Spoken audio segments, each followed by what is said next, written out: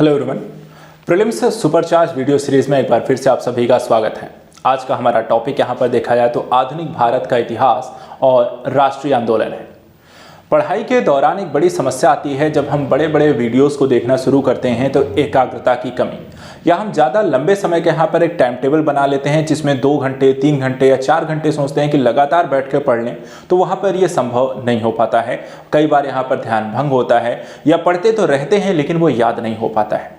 ये एक बड़ी समस्या है सभी अभ्यर्थियों के लिए जो तैयारी कर रहे हैं, और ऐसी स्थिति में आप एकाग्रता को बनाए कैसे रखें, ये भी यहाँ पर एक मुद्दा रहता है कि हम ज़्यादा लंबे समय तक लगातार बैठकर कैसे पढ़ पाएं। देखा जाए इस मुद्दे को लेकर, देखिए जब हम समस्या ये होती है कि आप ज़्यादा लंबे समय तक पढ़ने के लिए यहाँ पर देखिए ज़रूरी नहीं है। हमें क्या है, पढ़ाई हम क्यों करते हैं? पढ़ाई इसलिए करते हैं कि हमें रिजल्ट आना चाहिए, इनपुट मिलना चाहिए, ठीक है। तो क्या होता है कि कई बार जो भटकाव होता है वो भटकाव होता है आसपास की चीज़ों से।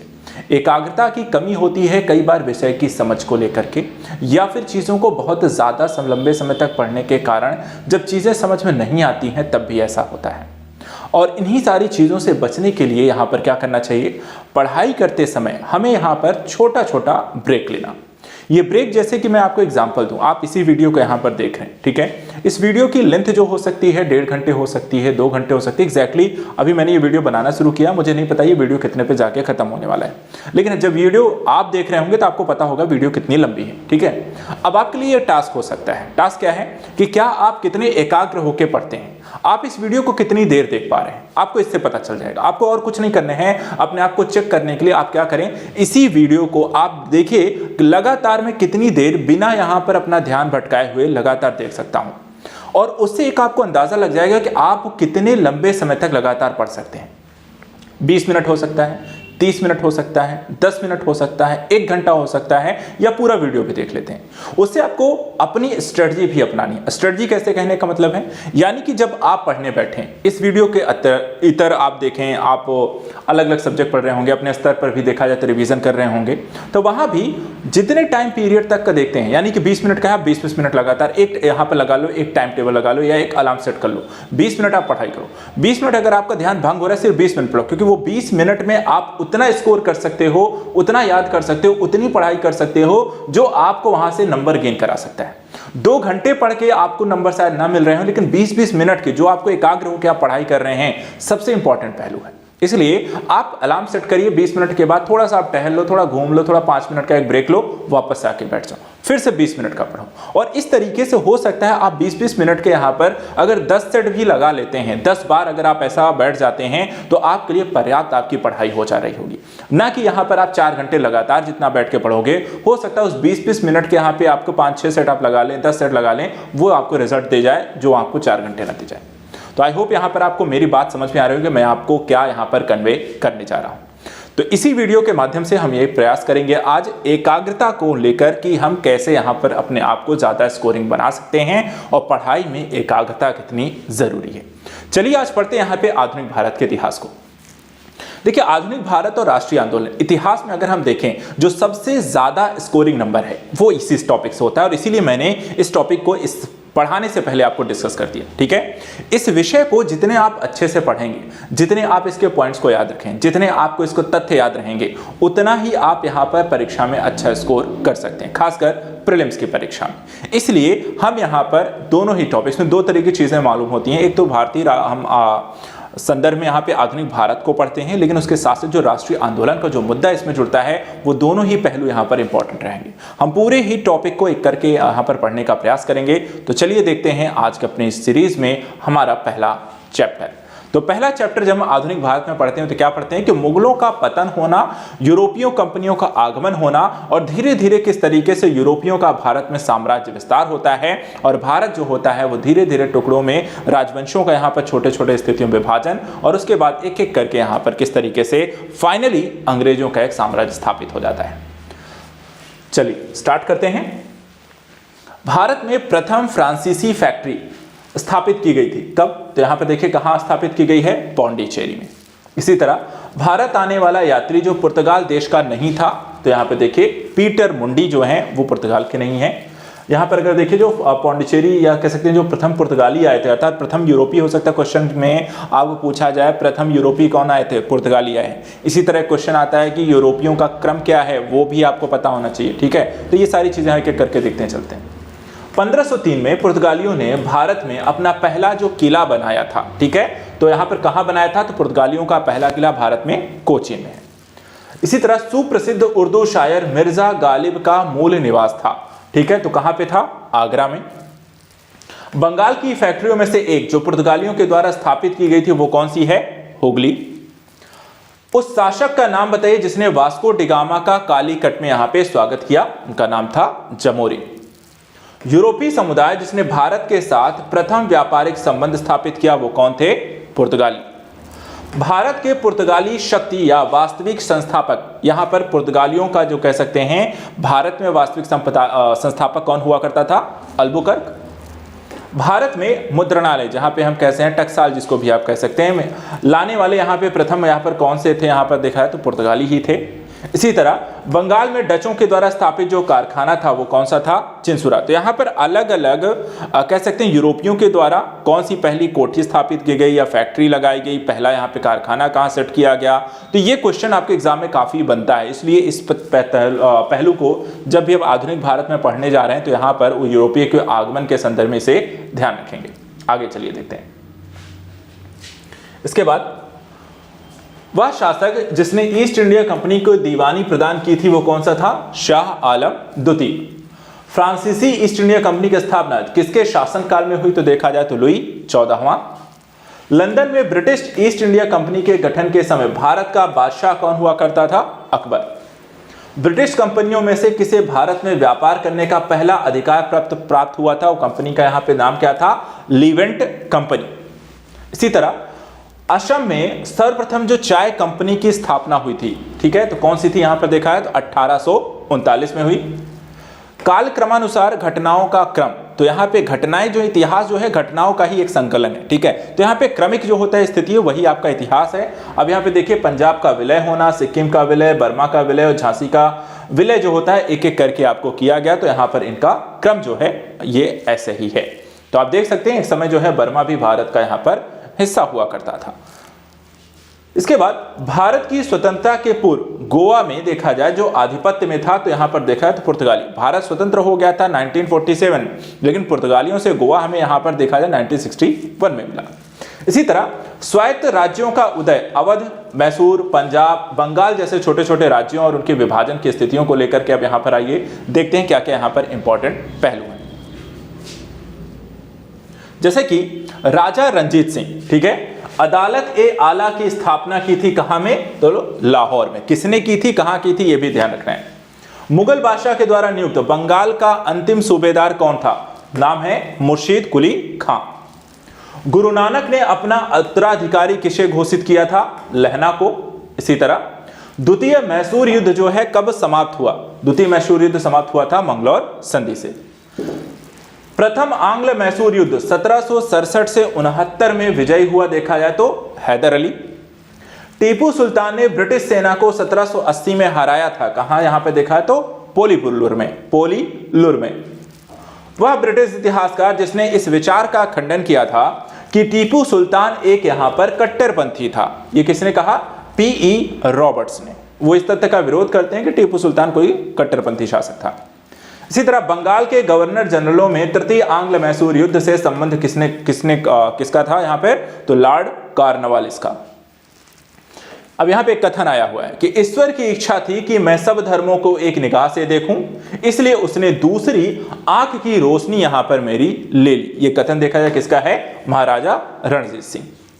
इसी तरह रणजीत सिंह के राज्य में एक सम्मिलित था कौन सा क्षेत्र, तो यहां पर देखा जाए तो श्रीनगर जो था वो रणजीत सिंह यानी कि पंजाब में यहां पर आपको सम्मिलित रहा। इसी तरह सिखों का देखा जाए तो यहां पर अधिकार क्षेत्र था। अगले देखते हैं, सिख राज्य का अंतिम शासक कौन हुआ, तो देखा जाए तो दलीप सिंह थे।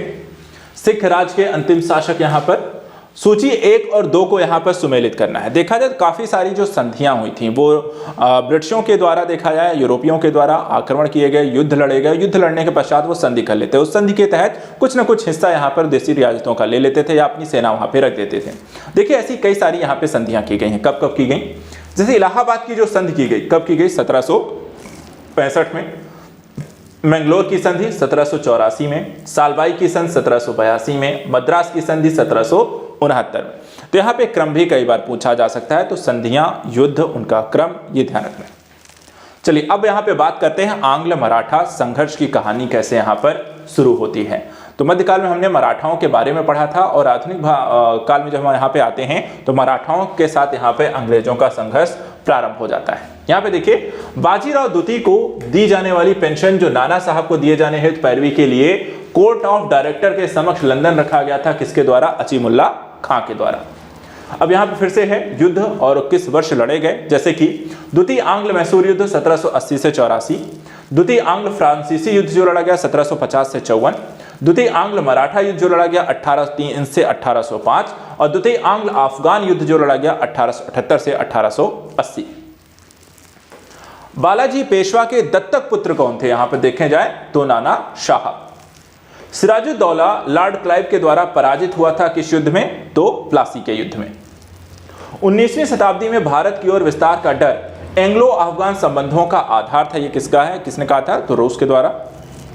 वह गवर्नर जनरल जिसके कार्यकाल में ईस्ट इंडिया कंपनी को शहंशाह शाह आलम के द्वारा बंगाल, बिहार और उड़ीसा में दीवानी अधिकार दिए गए थे, तो वो कौन थे? यहां पर देखा जाए तो लॉर्ड क्लाइव। इसी तरह राजधानी मुर्शिदाबाद में मुंगेर जो स्थानांतरित की गई थी, तो देखा जाए तो मीर कासिम। इसी तरह ईस्ट इंडिया कंपनी के बारे में यह टिप्पणी थी कि कंपनी एक असंगति है परंतु उस व्यवस्था का भाग है जहां सब कुछ यहां पर असंगत है। तो ये किसका कथन है? यहां पर देखा है तो जी.बी. मैकाले। तो यहां पर देखा है काफी सारे कथन हैं कि जो किसी न किसी संदर्भ में किसी चीज को व्याख्या करने के संदर्भ में यहां पर बोले गए हैं, इनको भी हमें यहां पर ध्यान रखना है। वह स्थान जहां प्लासी युद्ध के बाद मीर जाफर को बंगाल के नवाब की राजगद्दी जो दी गई थी वो क्षेत्र था आपका मुर्शिदाबाद। अब चलिए यहां पे देखते हैं कंपनी की देसी राज्यों के प्रति यहां पर नीतियां कैसी थी। ठीक है, अब इसमें आइए एक एक करके इसको देखते हैं। सबसे पहले महाराजा दिलीप सिंह, ठीक है, ने पंजाब के ब्रिटिश साम्राज्य में विलय से संबंधित कागजात पर यहां पे हस्ताक्षर कब किए?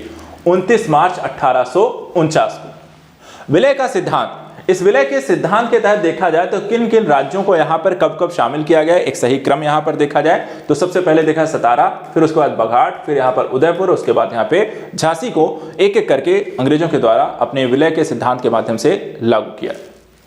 डलहौजी से पहले हड़प नीति को लागू कर दिया गया था। कहां कहां? तो यहां पर देखिए मांडवी, कुलाबा, जालौर और सूरत में ऑलरेडी यहां पर लागू थी।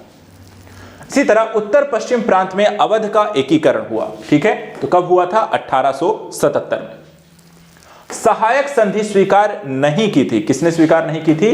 तो इंदौर के होलकरों ने यहां पर देखा जाए जो राज्य उनका था यहां पर उनके द्वारा स्वीकार नहीं की गई। अवध के नवाब वाजिद अली शाह को ईस्ट इंडिया कंपनी ने गद्दी से कब उतार दिया था? 1856 में। लॉर्ड डलहौजी ने कुशासन के आधार पर अवध का जो विलय किया था तो देखा जाए वो भी 1856 में किया था और तभी यहां पर वाजिद अली शाह को हटा दिया गया था। रिंग फेंस की नीति ये किससे नाम से जुड़ा हुआ है? तो वारेन हेस्टिंग के नाम से। तो ये हमने कंपनी के संदर्भ देखा। अब बात करते हैं कि ब्रिटिश कालीन राजस्व एवं न्यायिक सुधार संबंधी कुछ नीतियां, उस टॉपिक से रिलेटेड किस तरीके के प्रश्न यहां पर आपको बनते आए हैं। जैसे कि धर्मार्थ बंदोबस्ती अधिनियम पारित किया गया था। कब यहां पर? तो देख सकते हैं सन 1890 में यहां पर यह अधिनियम पारित किया गया। एक और ऐसा ही है, भारतीय सिविल सेवा के लिए एक अलग परीक्षा का प्रावधान किया गया था जो भारत में यहां पर होती थी, भारत सरकार अधिनियम 1919 में। अब यहाँ पे देखिए कुछ कोड दिए हुए हैं, कानून हैं और वो कब पारित किए गए थे, कब लाए गए थे उनको लेकर के। जैसे कि कोड ऑफ सिविल प्रोसीजर ये लाया गया 1859 में लागू हुआ। इंडियन पीनल कोड जो आईपीसी था अभी तक जो लागू था, फाइनली यहाँ पे सरकार ने कानून लाकर इसे बदला है 1860 में। क्रिमिनल प्रोसीजर कोड यानी कि सीआरपीसी जो है 1862 में। पुलिस एक्ट 1861 में। तो ये देखिए अंग्रेजों के द्वारा बनाए गए कानून थे जो अब जाकर यहाँ पर बदले जा रहे हैं। इसी तरह 18वीं शताब्दी के उत्तरार्ध में देखिए प्रायः कंपनी बहादुर की शान शौकत का स्थानीय प्रतिनिधि कहा जाता था। क्या कहा जाता था? दारोगा। इसी तरह मनुष्यों के पहचान हेतु उंगलियों के निशान दुनिया भर में प्रथम बार 1860 में यहां पर उपयोग किया जाने लगा। विलियम हर्शल ने यहां पर ये सबसे पहले किया, भारतवर्ष में सबसे पहले यहां पर किया था विलियम हर्शल ने। इसी तरह लॉर्ड मैकाले का जो संबंध है किससे है? कानूनों के संग्रह से। अगला टॉपिक, ब्रिटिश शासन का भारत पर आर्थिक क्या प्रभाव पड़ा है, इसको लेकर के अगर हम देखें तो यहां पे कुछ क्वेश्चन आपके एग्जाम में पूछे गए, जैसे कि क्या क्या? भारतीय दुर्भिक्ष संहिता 1883 का निर्माण किस आयोग के द्वारा किया गया था? तो यहां पे देखिए स्ट्रेची आयोग के द्वारा किया गया। इसी तरह 18वीं शताब्दी के पूर्वार्ध में बंगाल से निर्यात होने वाली सबसे महत्वपूर्ण वस्तुएं थी, कौन सी थी? तो ये देखिए शोरा, कच्चा रेशम, चीनी और अफीम। इसी तरह 1918 में भारतीय उद्योग आयोग के सदस्य के रूप में किसने अपनी रिपोर्ट यहां पे अलग से प्रस्तुत की थी?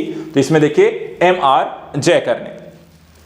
20वीं शताब्दी के आरंभ में भारतीय राष्ट्रीय आंदोलन की गति को अत्यधिक यहां पे प्रभावित करने वाली महत्वपूर्ण बाहरी घटना कौन सी थी? रूस जापान का युद्ध, जो कि लड़ा गया था 1904-05 में।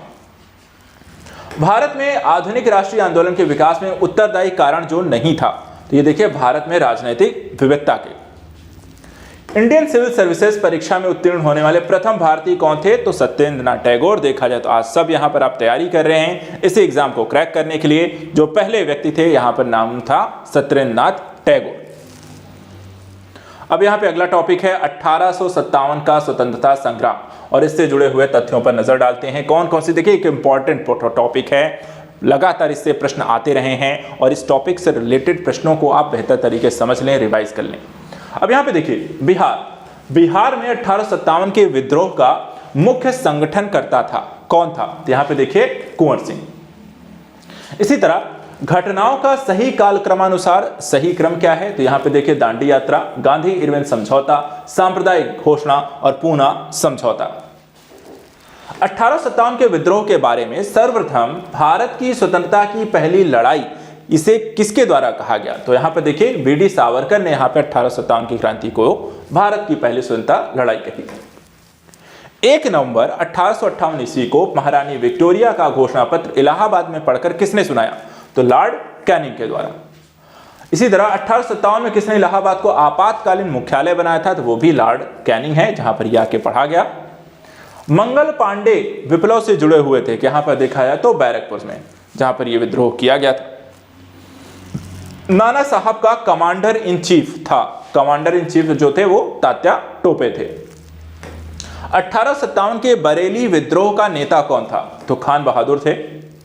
भारत की स्वतंत्रता की पहली लड़ाई 1857 की प्रारंभ हुई थी कहां से? मेरठ से यहां पर सबसे पहले यह विद्रोह शुरू हुआ था और धीरे धीरे देखा जाए तो यह भारत के अन्य हिस्सों में फैला था।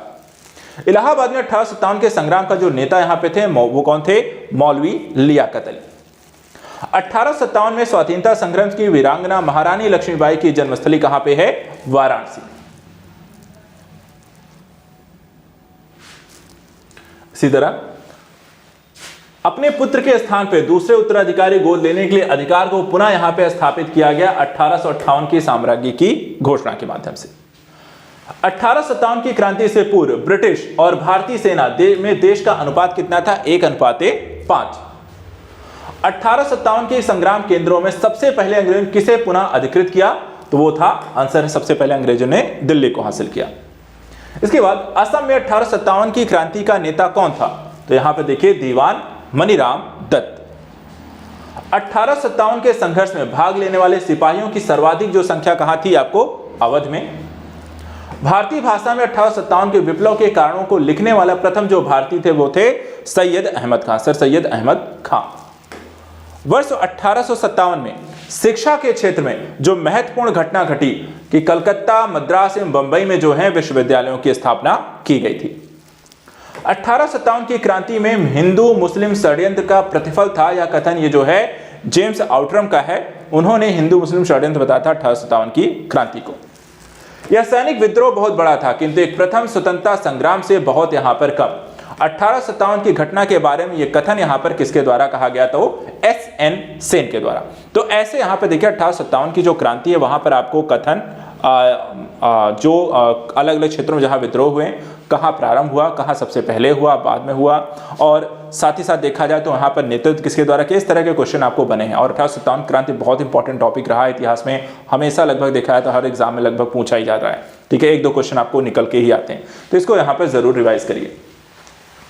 चलिए अब यहाँ पर विद्रोहों की बात कर रहे हैं तो अगला विद्रोह पढ़ते हैं जनजातीय विद्रोह। देखिए काफी सारे जो विद्रोह हुए हैं अलग अलग समय में अलग अलग क्षेत्रों में हुए हैं, और यही एग्जाम में यहाँ पर आपको लगातार पूछे भी जाते हैं। इतिहास ऐसा एक विषय है जो बदलता नहीं है, आपको देखा जाए तो काफ़ी लंबे समय से आपको इतिहास में पुरानी घटनाओं का ही एक केंद्रण रहता है जो आपको सिर्फ पढ़ के यहाँ पर याद होता है। अन्य विषय में काफ़ी चीज़ें बदल रही हैं, करंट अफेयर्स के टॉपिक आ जाते हैं जिसके कारण आपको स्टैट और डेटा आपको चेंज हो सकता है, लेकिन इतिहास एक ऐसा विषय है जिसके स्टैट और डेटा सेम रहते हैं, बहुत कुछ नहीं बदलता, अगर बदल भी गया तो बहुत ही कम ही चीज़ें आती हैं, ऐड हो सकता है, ठीक है। 1829 में देखिए अगला जो टॉपिक है, अगला क्वेश्चन है 1829 में अंग्रेजों के विरुद्ध खासी जनजाति विद्रोह का नेतृत्व किसके द्वारा किया गया था, तिरोत सिंह के द्वारा। अब देखिए ऐसे ही एक सूची में यहाँ पर काफी सारी चीजों को एक साथ यहाँ पे पूछ लिया जाता है।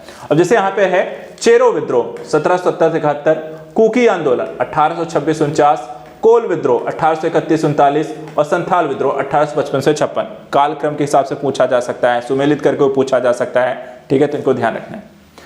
जैसे मोपला विद्रोह 1921 में हुआ था, ठीक है, कहां पे हुआ था विद्रोह, कहां हुआ था, तो मालाबार में हुआ था। सन्यासी विद्रोह भड़काने का या भड़कने का, सन्यासी विद्रोह भड़कने का स्थल कौन सा था, तो सन्यासी विद्रोह कहां हुआ था, बंगाल में हुआ। मोपला विद्रोह कहां हुआ, मालाबार में हुआ। इसी तरह मुंडा बगावत का नेता कौन था, तो यहां पर आप देख सकते हैं बिरसा मुंडा।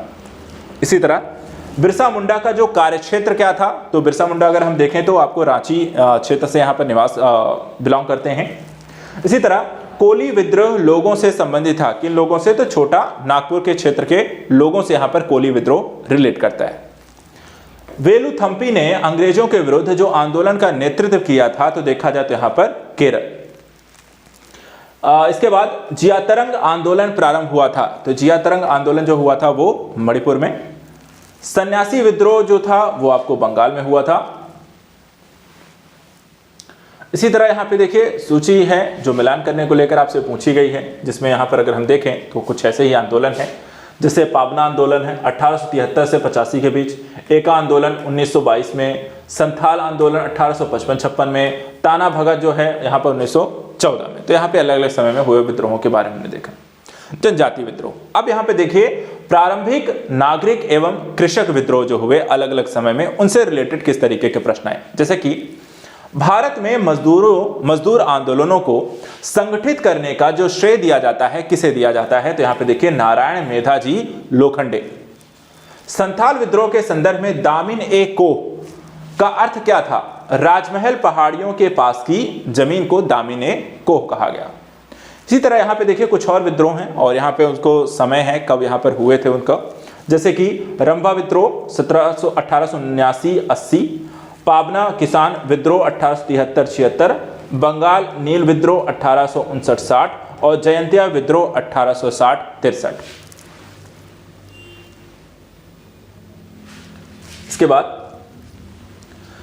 लखनऊ में स्थापित अखिल भारतीय किसान कांग्रेस महासचिव के रूप में किसे चुना गया, तो यहां पे आप देखिए एनजी रंगा को। 1814 से 17 की अवधि में जिस क्षेत्र के तालुकेदारों ने अंग्रेजी शासन के विरुद्ध विद्रोह किया था वो कहां पे, मालवा।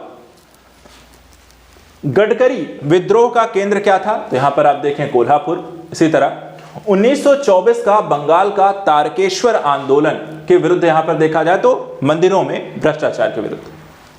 इसी तरह देवबंद आंदोलन ये देखा जाए तो यूपी संयुक्त प्रांत में यहां पर आरंभ हुआ था और ये 1866 में हुआ था।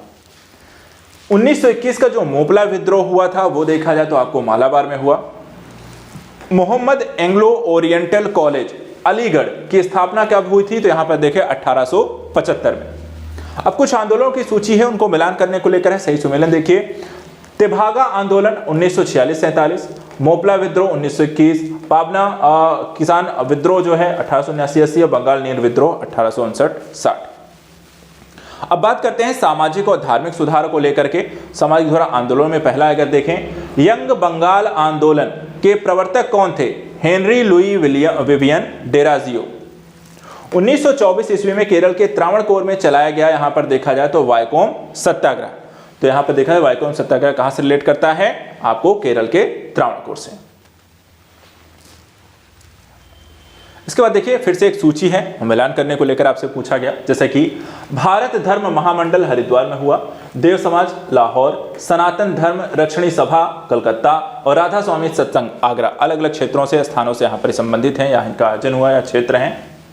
इसी तरह सत्य शोधक समाज के संस्थापक जिनका प्राथमिक जोर सत्य की खोज पर था, उनका नाम था ज्योतिबा फुले। हिंदुस्तानी समाजवादी प्रजातंत्र संघ के यहां पर देखा जाए जो संस्थापक थे वो कौन कौन थे, तो यहां पर देखिए यतीन्द्र नाथ हैं, अजय घोष हैं और फणींद्र नाथ घोष। इसमें 3 व्यक्ति यहां पर आपको शामिल हैं। ज्योतिबा फुले किस चीज से संबंधित है, तो यहां पर आप देखिए जाति विरोधी आंदोलनों को यहां पर नेतृत्व जो है ज्योतिबा फुले के द्वारा किया गया। महाराष्ट्र का सुकरात किसे कहा गया है, तो महाराष्ट्र का सुकरात कहा गया था एमजी रानाडे को। इसी तरह शुद्धि आंदोलन का समर्थन किया था किसने, तो यहां पर आर्य समाज के द्वारा शुद्धि आंदोलन का समर्थन किया गया। सती विरोधी आंदोलन में राजा राम मोहन राय के विरुद्ध बंगाल में रूढ़िवादियों का जो नेतृत्व किया था किसके द्वारा किया गया, राधाकांत देव के द्वारा। इसी तरह वह समाज सुधारक जिसने 1856 के ज्यूरी अधिनियम को घोर विरोध यहां पर किया था, उसमें कौन थे, Raja Ram Mohan Roy. Asiatic society of Bengal की स्थापना किसके द्वारा की गई थी, विलियम जोन्स के द्वारा। और दलित वर्गों का संघ स्थापित किया गया था डॉक्टर BR अंबेडकर के द्वारा। इसके बाद अगला देखते हैं, महाराष्ट्र के प्रार्थना समाज का मुख्य संचालक कौन था, तो यहां पर हैं MG रानाडे। बाल विवाह प्रथा को नियंत्रित करने हेतु 1872 में सिविल मैरिज एक्ट ने लड़कियों की विवाह की न्यूनतम उम्र निर्धारित की थी। तो यहां पर देखिए कितनी निर्धारित की गई थी, लड़कियों की उम्र विवाह की वो थी 14 वर्ष।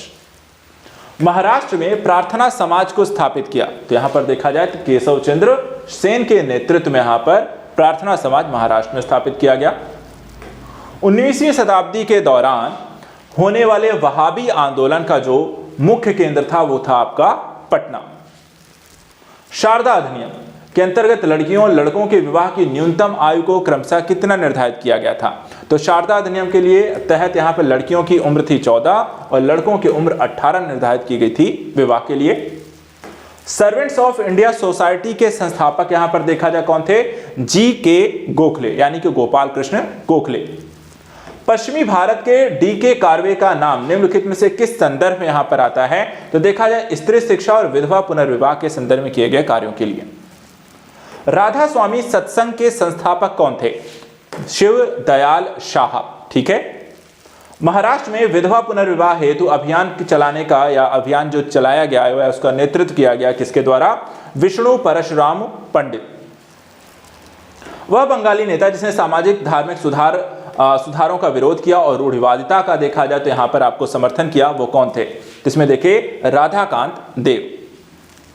यदि भगवान अस्पृश्यता को सहन करते हैं तो उन्हें कभी भगवान नहीं मानूंगा, ये किसका कथन है, तो बाल गंगाधर तिलक। इंग्लैंड में राजा राम मोहन रॉय की मृत्यु हुई थी कब, तो 1833 ईस्वी में यहां पर इनकी मृत्यु हुई। अगला टॉपिक देखिए, आधुनिक भारत में शिक्षा एवं प्रेस से संबंधित जो क्वेश्चन आपको आए हैं, प्रेस का विकास कैसे हुआ, आधुनिक शिक्षा का विकास कैसे हुआ और उससे संबंधित जो प्रश्न बने हैं, जैसे कि एशियाटिक सोसाइटी ऑफ बंगाल के संस्थापक यहां पे कौन थे, Sir William Jones. Fort William College Calcutta की स्थापना का मुख्य उद्देश्य क्या था, इसमें देखिए ब्रिटिश अधिकारियों को भारतीय भाषाओं की शिक्षा देना।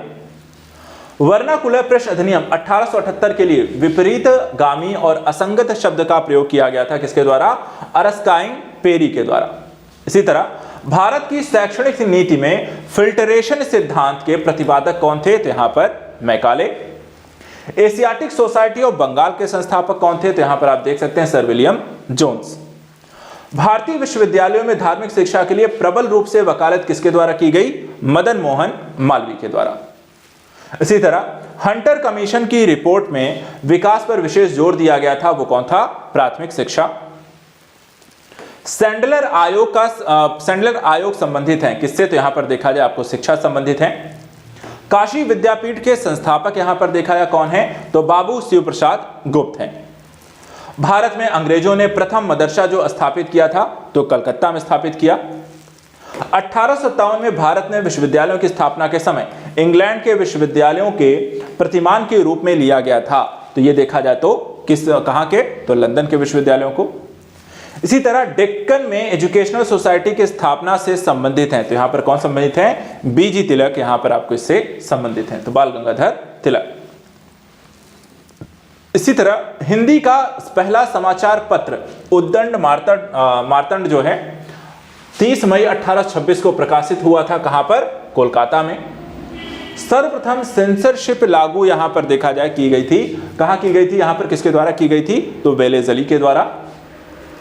भारत की शैक्षणिक नीति में फिल्ट्रेशन थ्योरी यानी कि निषिद्धन सिद्धांत के प्रवर्तक कौन थे, मैकाले।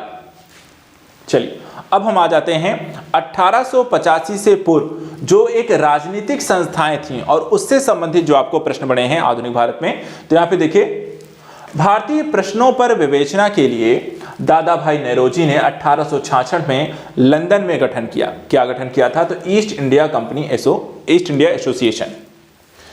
थियोसॉफिकल सोसाइटी के अनुयायी भारतीय दर्शन में विश्वास करते थे, वो दर्शन था आपका सांख्य दर्शन। बंगाल एशियाटिक सोसाइटी की स्थापना 1784 ईस्वी में कलकत्ता में की गई, किसके द्वारा, सर विलियम जोन्स के द्वारा। अगला देखते हैं,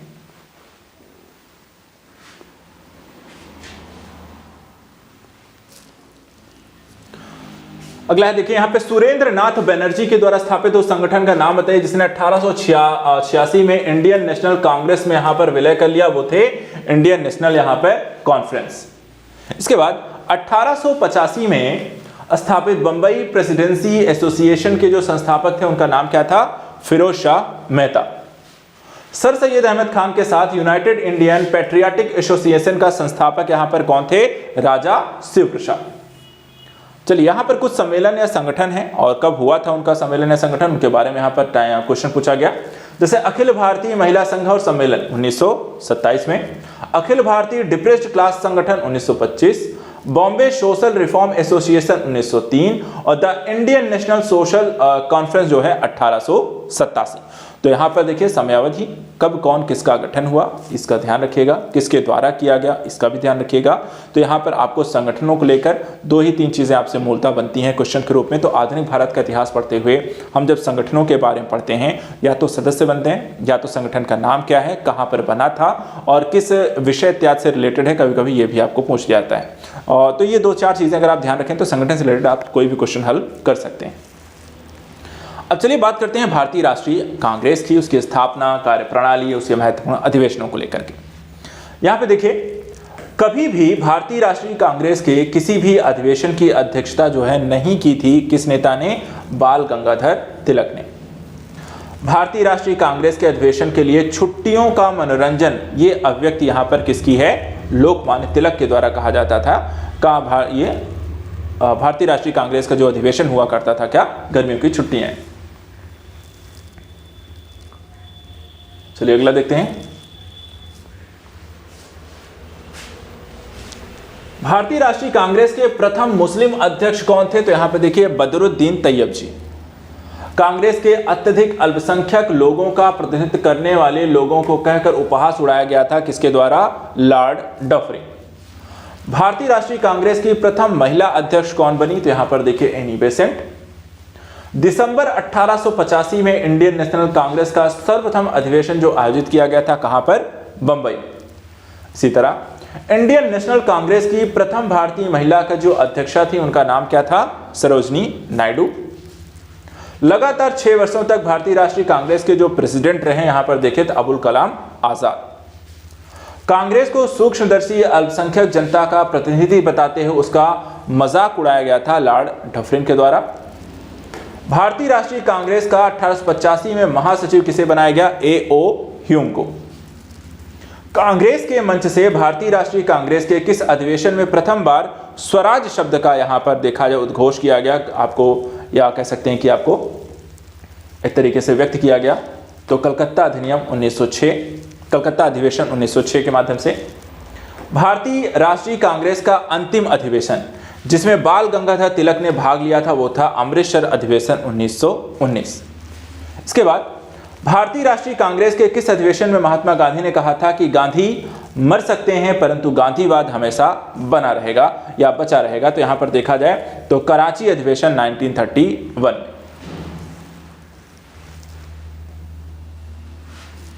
अगला देखते हैं, भारतीय राष्ट्रीय कांग्रेस ने किस अधिवेशन में भारत सरकार अधिनियम 1935 को यहां पर अस्वीकार किया था? तो यहां पर देखिए लखनऊ अधिवेशन 1936 में।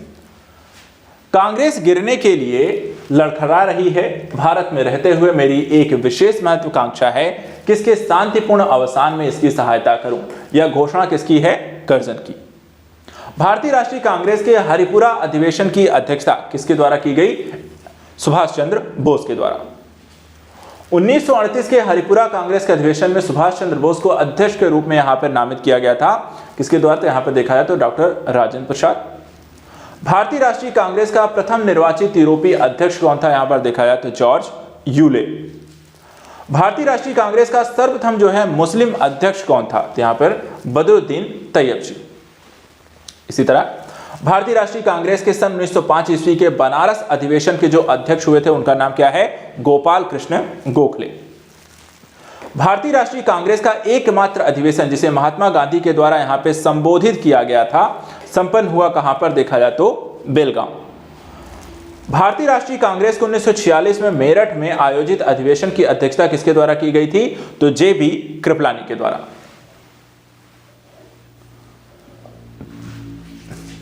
इसके बाद मदन मोहन मालवीय भारतीय राष्ट्रीय कांग्रेस के अध्यक्ष कितनी बार चुने गए थे? तो 2 बार, एक बार 1909 में, दूसरी बार 1918। अब यहां पे देखिए कांग्रेस अध्यक्षों किस अधिवेशन को यहां पे अध्यक्षता की गई है, जैसे कि डॉक्टर M.A. अंसारी मद्रास कांग्रेस अधिवेशन की अध्यक्षता की, पुरुषोत्तम दास टंडस ने नासिक में, सरोजिनी नायडू ने कानपुर में और सुभाष चंद्र बोस ने हरिपुरा कांग्रेस अधिवेशन में यहां पर अध्यक्षता की है। चलिए बात करते हैं अगले टॉपिक की। अगला टॉपिक जो यहाँ पर आधुनिक भारत में आप पढ़ते हैं वो है भारतीय राष्ट्रीय कांग्रेस का यहाँ पर उदारवादी चरण जो 1885 से 1905 तक रहता है। इस टॉपिक में देखिए जाए उदारवादिता को लेकर के अलग नेताओं और उससे संबंधित कथनों और घटनाओं को यहाँ पर पूछा जाता है। जैसे कि एक क्वेश्चन यहाँ पे है, कभी भी भारतीय राष्ट्रीय कांग्रेस के किसी भी अधिवेशन की अध्यक्षता जो है नहीं की। जैसे कि यहाँ पर हम देख सकते हैं बाल गंगाधर तिलक है। लॉर्ड कर्जन ने प्रांतीय सीमाओं को पुनर्गठित करने का निर्णय लिया और पूर्वी बंगाल और असम नामक एक नया प्रांत यहाँ पे बना दिया था। यह कथन देखा जाए किसका है? असैनिक प्रशासन 1905 के संदर्भ में कहा गया है। इसी तरह महाराष्ट्र में गणपति पर्व का श्री गणेश जो है किया गया था वो बीजी तिलक के द्वारा। किसने भारतीय राष्ट्रीय कांग्रेस प्रार्थना, याचना और विरोध की राजनीति करने का यहाँ पर आरोप लगाया है? यहाँ पर देखा है तो बाल गंगाधर तिलक के द्वारा आरोप लगाया गया था।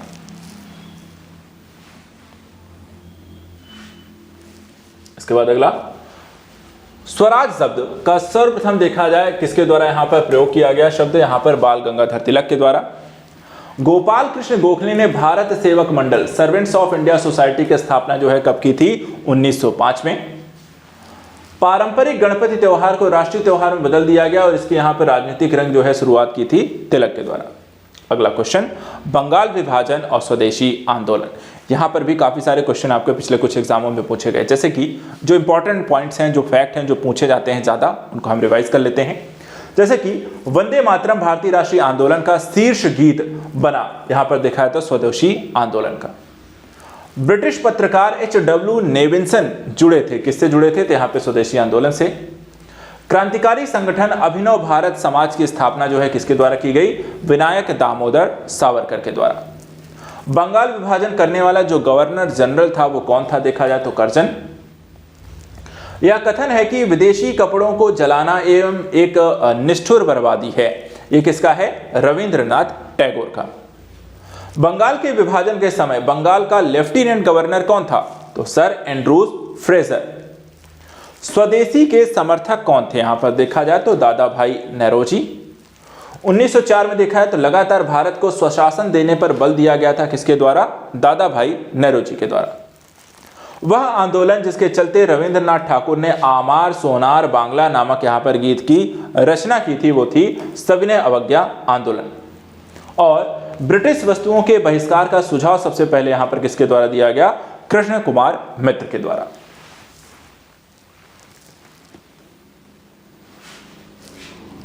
अगले यहाँ पे देखिए, बंगाल के विभाजन 1905 के विविध विरोध में हुए आंदोलन का नेतृत्व यहां पर किसके द्वारा किया गया था? सुरेंद्रनाथ बनर्जी के द्वारा। स्वदेशी आंदोलन का नेतृत्व दिल्ली में किया गया था किसके द्वारा? सैयद हैदर रजा के द्वारा। मद्रास स्वदेशी आंदोलन का नेतृत्व किसने किया? तो चिदम्बरम पिल्लै। विदेशी वस्त्रों की बर्बादी उनके साथ सर्वोत्तम व्यवहार है, यह कथन किसका है? महात्मा गांधी का। और 1905 में बंगाल विभाजन के परिणाम स्वरूप जो घटित हुआ था कि पूर्वी बंगाल के मुस्लिम बाहुल्य प्रांत का निर्माण होना। अब यहां पर बात करते हैं कांग्रेस का सूरत विघटन एवं क्रांतिकारी आंदोलन से संबंधित कुछ घटनाओं को, जैसे कि चेतन रूप में धर्मनिरपेक्ष विचारक थे, ठीक है, तो वो थे भगत सिंह। काकोरी जो षड्यंत्र केस में प्रधान आरोपी पंडित राम प्रसाद बिस्मिल को उत्तर प्रदेश के शहर में फांसी दी गई थी, तो किस शहर में फांसी दी गई? गोरखपुर में। तो राम प्रसाद बिस्मिल को फांसी कहां दी गई? गोरखपुर में। क्रांतिकारी जो काकोरी ट्रेन कांड से संबंधित नहीं था वो थे आपके खुदीराम बोस।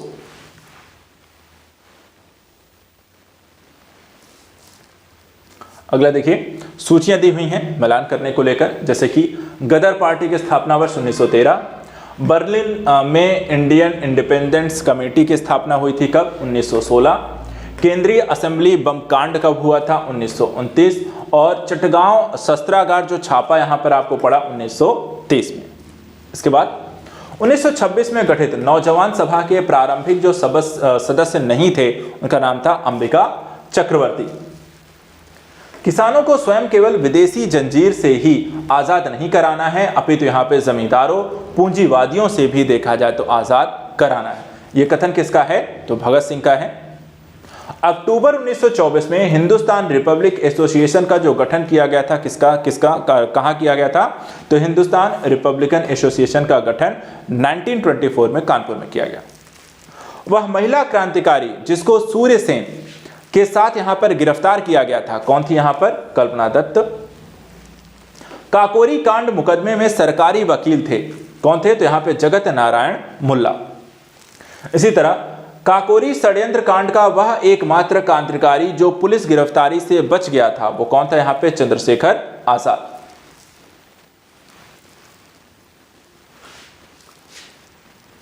आगे देखते हैं, हिंदुस्तान रिपब्लिकन एसोसिएशन का गठन 1924 में किया गया कानपुर में। भारतीय अशांति का जो जनक कहा जाता है किसे? बीजी तिलक को। इसी तरह कारागार में जिसने राम प्रसाद बिस्मिल को यहां पर फांसी दी गई, कहां पर? तो गोरखपुर में। युग में जिसमें इंग्लैंड में अंग्रेज अधिकारियों की हत्या के आरोप में फांसी की सजा सुनाई गई थी, वो कौन थे? यहां पे मदन लाल ढींगरा और उधम सिंह को। इसी तरह भारतीय स्वतंत्रता के लिए फांसी पाने वाले प्रथम रिकॉर्डेड मुस्लिम का जो नाम था वो थे अशफाक उल्ला खां। वह महिला क्रांतिकारी जिसने दीक्षांत समारोह में अपनी उपाधि यानी डिग्री ग्रहण करने समय अंग्रेज गवर्नर यानी कुलाधिपति को पर यहां पर गोली चलाई थी, उनका नाम क्या था? तो बीना दास। लाला लाजपत राय ने अपना राजनीतिक गुरु माना था, किसे माना था? तो मैजनी को। आलोचना और स्वतंत्र चिंतन एक क्रांतिकारी की दो विशेषताएं, यह कथन किसका है? तो भगत सिंह का। प्रथम भारतीय जिसको पत्रकार के रूप में अपने कर्तव्य निर्वहन के लिए यहां पर जेल भेजा गया था वो थे बाल गंगाधर तिलक। क्रांति की तलवार विचारों के उभरे हुए पत्थर पर तेज की जाती है, यह कथन देखा जाए तो भगत सिंह का है।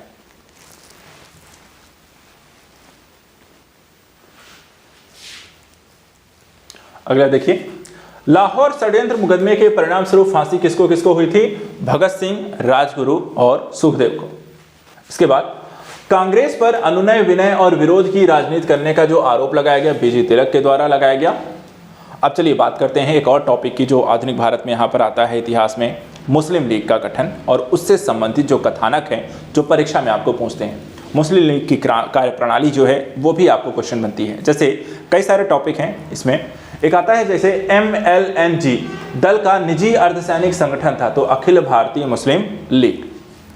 मुस्लिम लीग एवं भारतीय राष्ट्रीय कांग्रेस के बीच राजनीतिक गतिरोध को दूर करने के लिए CR फार्मूला बनाया गया था, तो यहाँ पर देखिए किसके द्वारा? राजगोपालाचारी के द्वारा। 1907 में मुस्लिम लीग का वार्षिक अधिवेशन जो हुआ था वो कहाँ हुआ था? कराची में। 31 दिसंबर 1928 को दिल्ली में हुए सर्वदलीय मुस्लिम सम्मेलन की अध्यक्षता जो की गई आगा खां के द्वारा। मुस्लिम लीग का वह अधिवेशन जिसमें M.A. जिन्ना ने अपना 14 सूत्री प्रस्ताव रखा था वो था 1929 के सम्मेलन अधिवेशन में।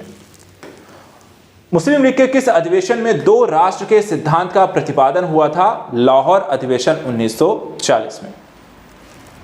वर्ष 1940 में मुस्लिम लीग के अधिवेशन में पाकिस्तान के सृजन का जो प्रस्ताव रखा गया था किसके द्वारा? खली कुज्जमा के द्वारा।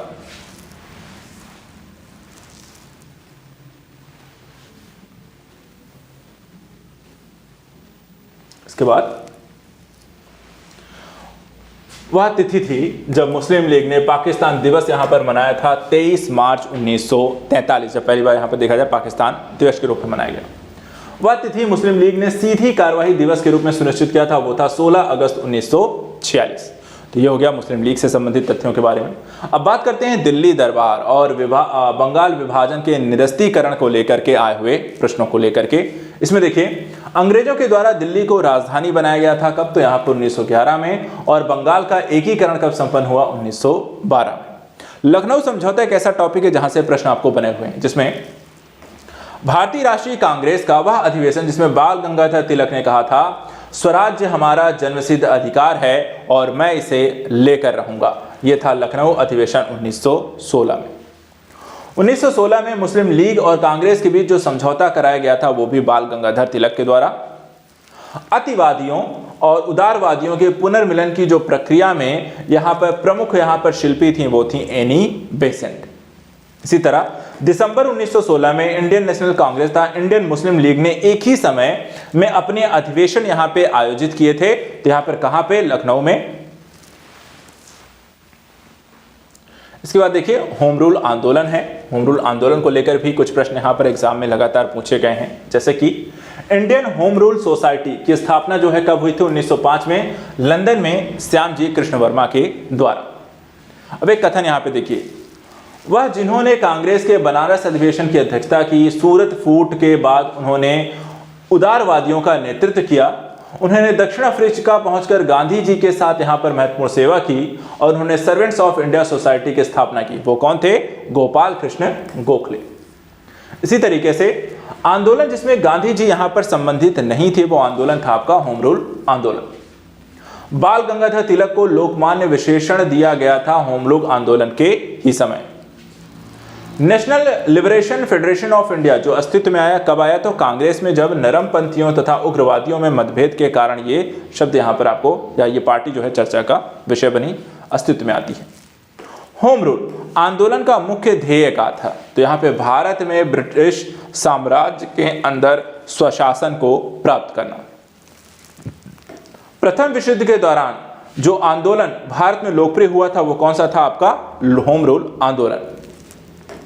भारतीय शांति के जनक के रूप में लोकमान्य तिलक को जाना जाता है और बाल गंगाधर तिलक को भारतीय अराजकता का पिता यहां पर किसके द्वारा कहा गया है? वैलेंटाइन शिरोल के द्वारा। ये दोनों ही कथन यहां पे ध्यान रखिएगा, ठीक है। चलिए अगला टॉपिक। अब गांधीवादी युग का यहां पर प्रारंभ होता है और गांधी जी के आने के पश्चात जिस तरीके से यहां पर उनकी स्थिति होती है, परिस्थितियां बढ़ती हैं और जिस तरह से उनका यहां पर एक प्रादुर्भाव होता है वो एक बड़ी बात थी भारत के जनमानस के संदर्भ में। अब उनसे संबंधित काफी सारे घटनाक्रम हैं जो एग्जाम में क्वेश्चन के रूप में बने हैं, ठीक है। जैसे कि वल्लभ भाई पटेल को सरदार की उपाधि किसके द्वारा कब दी गई? तो बारदोली की महिलाओं के द्वारा। इसी तरह रविंद्रनाथ टैगोर को अंग्रेजी सरकार ने सर की उपाधि 1915 में दी, जिसे उन्होंने जलियांवाला बाग नरसंहार के बाद लौटा दिया, जो का हुआ था 1919 में। क्रांतिकारी नेता कलकत्ता के क्रूर पुलिस कमिश्नर चार्ल्स टोगार्ट की हत्या का प्रयास यहां पर किया गया, गोपीनाथ शाह। खादी को स्वतंत्रता की वर्दी कहा, किसने कहा था? तो महात्मा गांधी ने। एम.के. गांधी ने निम्नलिखित भारतीय राष्ट्रीय कांग्रेस के अधिवेशनों में किस एक में यहां पर देखा सर्वप्रथम जो भाग लिया था वो है कलकत्ता अधिवेशन 1901। महात्मा गांधी ने सत्याग्रह शस्त्र का उपयोग सर्वप्रथम किया था दक्षिण अफ्रीका में और सत्याग्रह शब्द को गढ़ा था किसके द्वारा? तो महात्मा गांधी के द्वारा। इसी तरह महात्मा गांधी ने भारत में अपना पहला जनभाषण जो दिया था वो वाराणसी में दिया था और महात्मा गांधी को आदेशित किया गया था कि वो भारत में प्रथम वर्ष खुले कान पर मुंह बंद करके यहां पर व्यतीत करें। ये किसने यहां पर कहा था उन्हें? गोपाल कृष्ण गोखले के द्वारा। भारतीय राष्ट्रीय कांग्रेस के अधिवेशन में महात्मा गांधी को चंपारण के किसानों की समस्याओं से यहां पर अवगत कराया गया था, लखनऊ अधिवेशन 1916 में।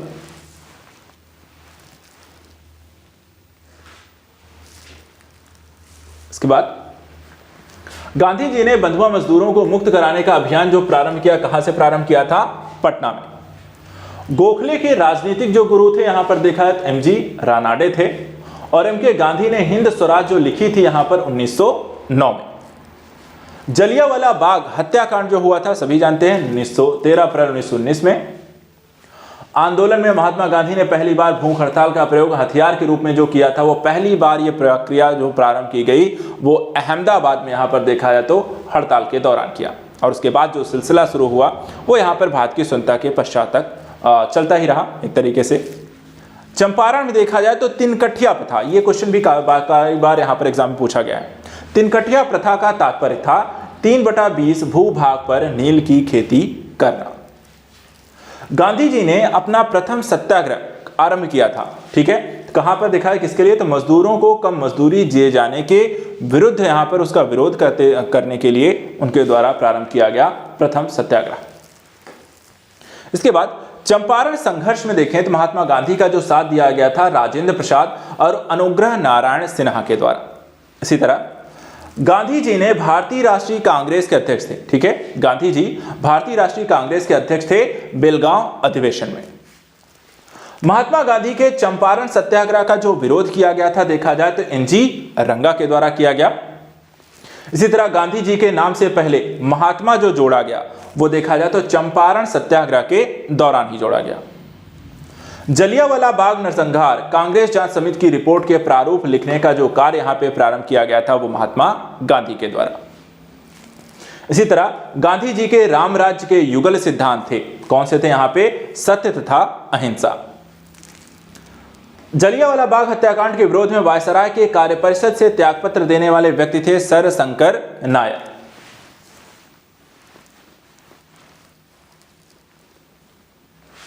अगला देखते हैं। दक्षिण अफ्रीका में रहने की अवधि में महात्मा गांधी ने जिस पत्रिका का प्रकाशन किया था उसका नाम क्या था? Indian opinion. वे दो नेता जिन्होंने भारत में का दौरा कर सामाजिक उत्थान का कार्य किया था वो कौन थे यहां पे? गांधी और तिलक। एम के गांधी समर्थक किसके थे? दार्शनिक अराजकतावाद के, और दूसरी तरफ यहां पे करमचंद गांधी दीवान थे, कहां पे? पोरबंदर, राजकोट, बीकानेर में। गांधी जी की दृष्टि में अहिंसा का अर्थ क्या है? तो यहां पे देखिए सत्य की प्राप्ति का रास्ता है अहिंसा। दक्षिण अफ्रीका का रेलवे स्टेशन जहां गांधी को ट्रेन से फेंका गया था वो था पीटर मारिट्सबर्ग।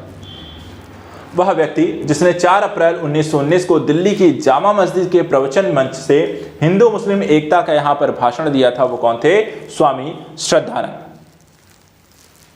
गांधी जी के अनुसार हिंसा का क्रूरतम रूप क्या है? तो इसका क्रूरतम रूप होता है गरीबी का स्थायित्व होना। वहीं वह कारागार जिसमें गांधी जी का नाम जो है यहां पर देखा है, गांधी जी ने मंदिर एक नाम दिया है कारागार को, वो है आपको यरवदा। गांधी जी ने सेवा धर्म अपनाया था, देखा जाती है दक्षिण अफ्रीका में।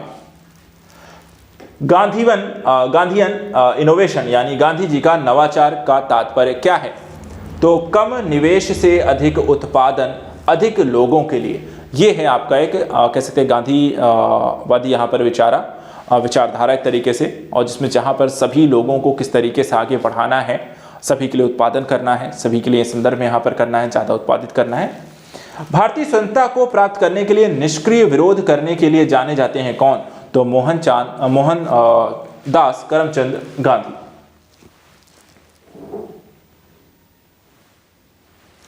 अगला देखते हैं। ब्रिटिश निर्मित उत्पादों पर गांधी का बहिष्कार प्रभावी हुआ क्योंकि ब्रिटेन जो है भारत को एक यहां पर बड़ा निर्मित वस्तुओं का बाजार लगातार समझता रहा, और आर्थिक दोहन भी देखा है ब्रिटिशों के द्वारा भारत का काफी बड़े मात्रा में किया गया था। गोखले माई पॉलिटिकल गुरु पुस्तक जो लिखी गई थी यहां पर देखा जाए तो एम के गांधी के द्वारा लिखी गई।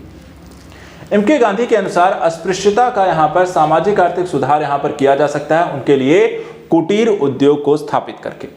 इसी तरह गांधी जी की सत्याग्रह रणनीति में सबसे अंतिम स्थान जो प्राप्त था वो था उपवास।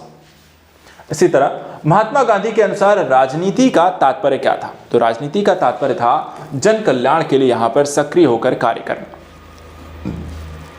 महात्मा गांधी किस चीज से संबंधित नहीं थे? तो यहां पर देखिए होम रूल आंदोलन से यहां पर ये जुड़े हुए नहीं थे। इसी तरह हरिजन सेवक संघ की स्थापना की थी, तो यह कब की थी? यहां पर किसके द्वारा की गई थी? तो महात्मा गांधी के द्वारा।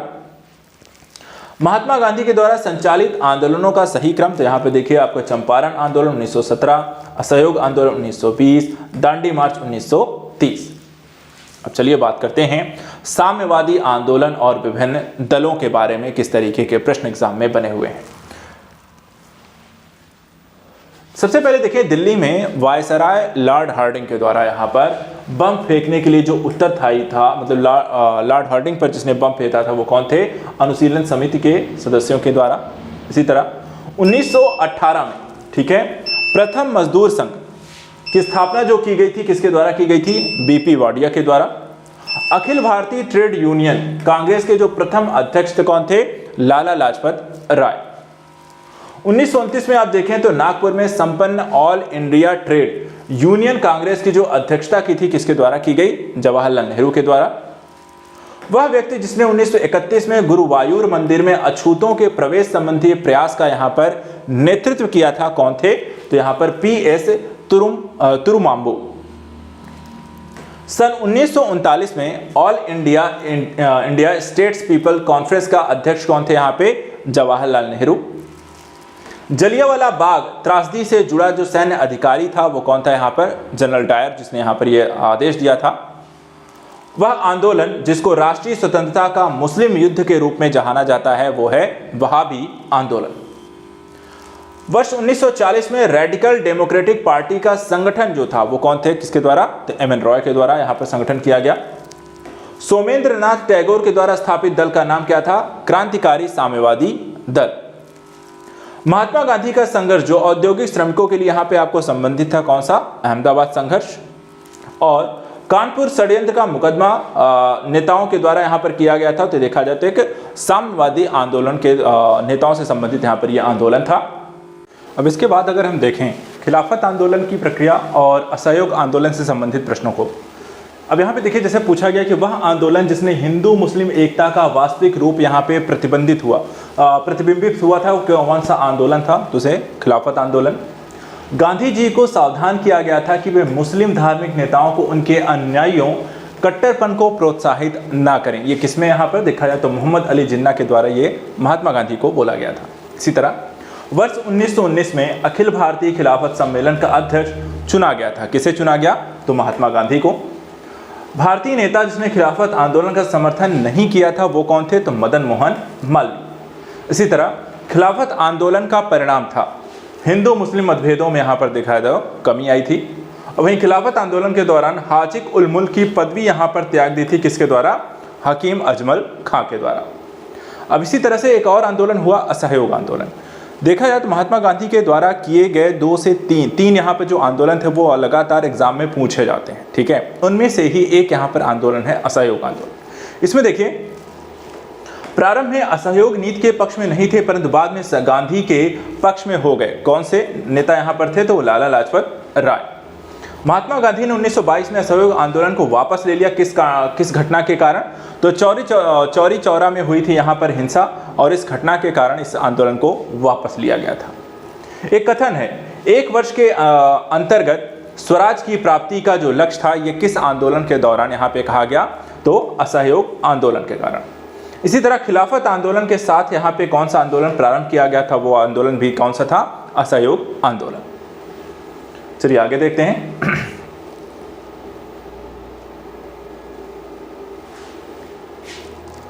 अगला टॉपिक, जैसे कि यहां पर पूछा गया चौरी चौरा जो है वो किस जनपद में यहां पर वर्तमान समय में स्थित है? तो इसे हम कहते हैं गोरखपुर में। 1 वर्ष के भीतर स्वराज की प्राप्ति असहयोग आंदोलन के तहत कही गई थी।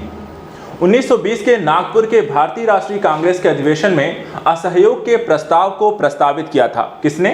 तो CR दास के द्वारा।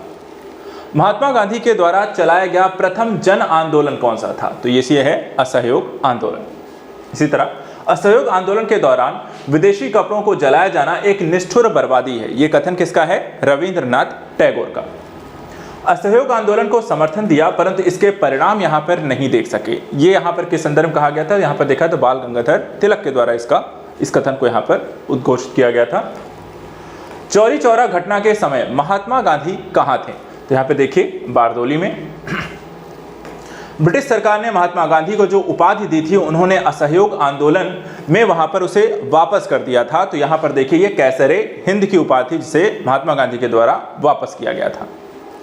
महात्मा गांधी के साथ वह मुसलमान जिसने बाल गंगाधर तिलक की यहां पर अर्थी उठाई थी वो कौन थे? शौकत अली।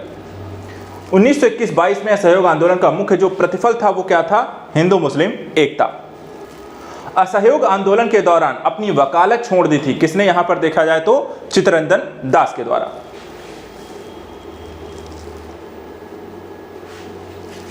आगे देखते हैं, जैसे कि क्वेश्चन यहां पे आया था, दिल्ली में 24 फरवरी 1922 को आयोजित अखिल भारतीय कांग्रेस समिति की बैठक असहयोग आंदोलन वापस लेने के लिए गांधी जी के विरुद्ध यहां पे एक निंदा प्रस्ताव किसके द्वारा लाया गया था? तो यहां पे देखिए डॉक्टर मुंजे के द्वारा।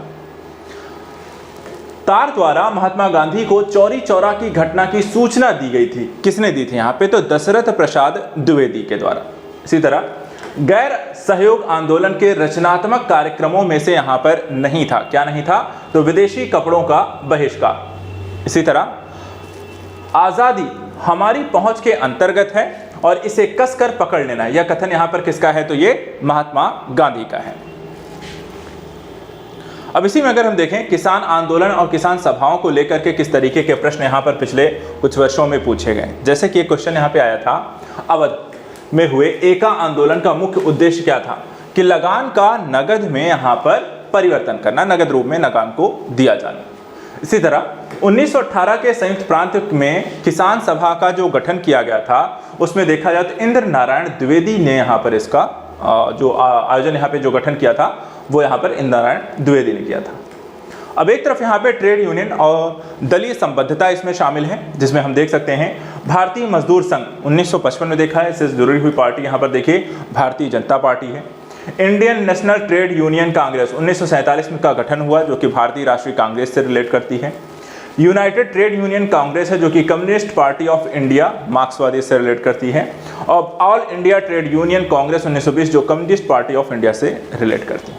इसी तरह वह क्षेत्र जहां बाबा रामचंद्र ने किसानों को संगठित किया था वो क्षेत्र कौन सा था? अवध।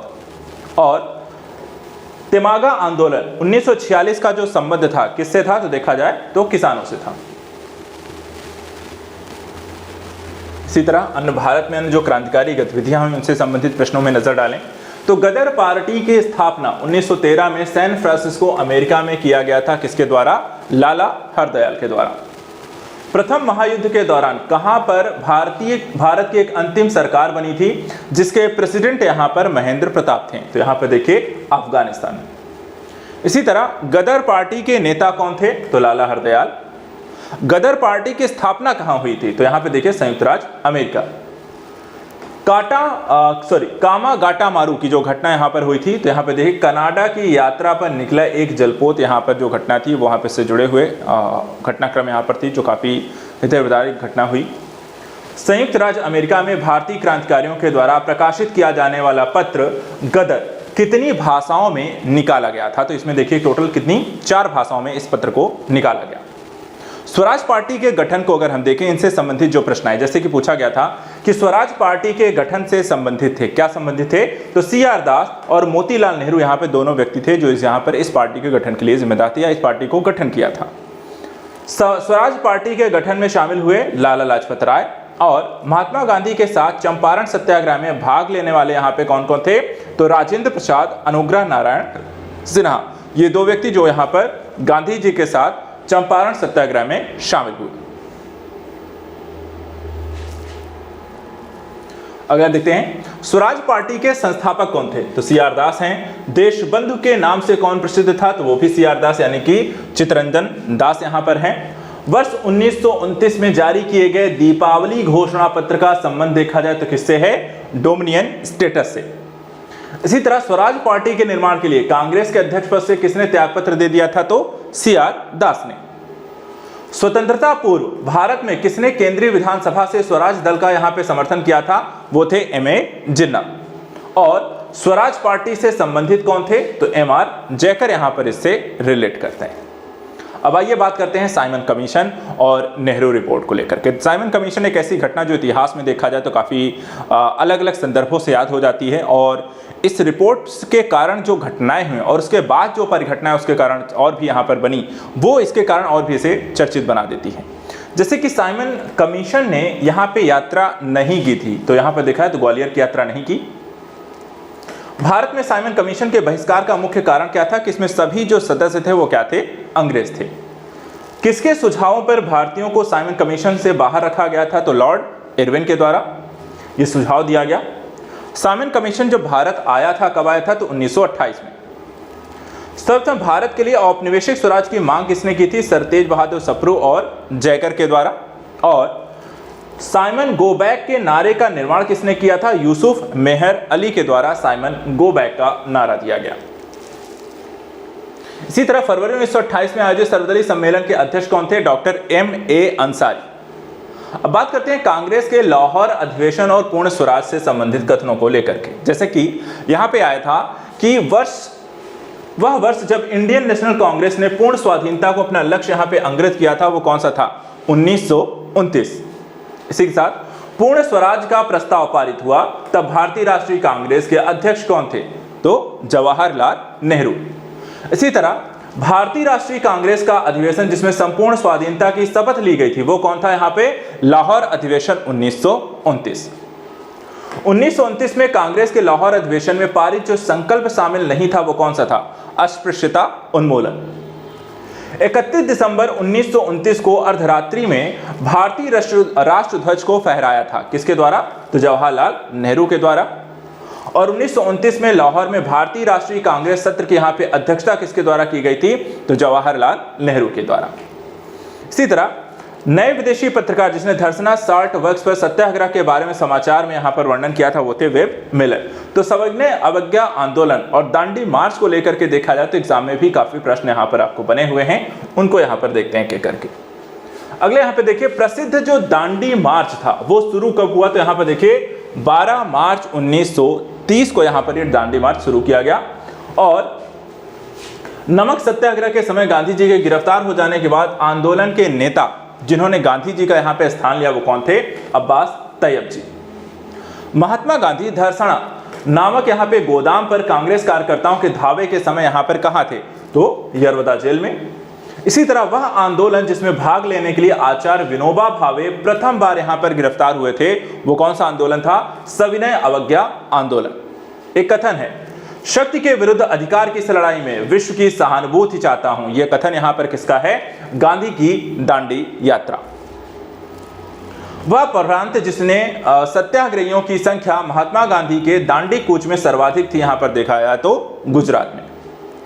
इसी तरह महात्मा गांधी ने दांडी यात्रा किस आदर्श वाक्य के साथ यहां पर प्रारंभ की थी? तो वाक्य था, अंत तक लड़ो।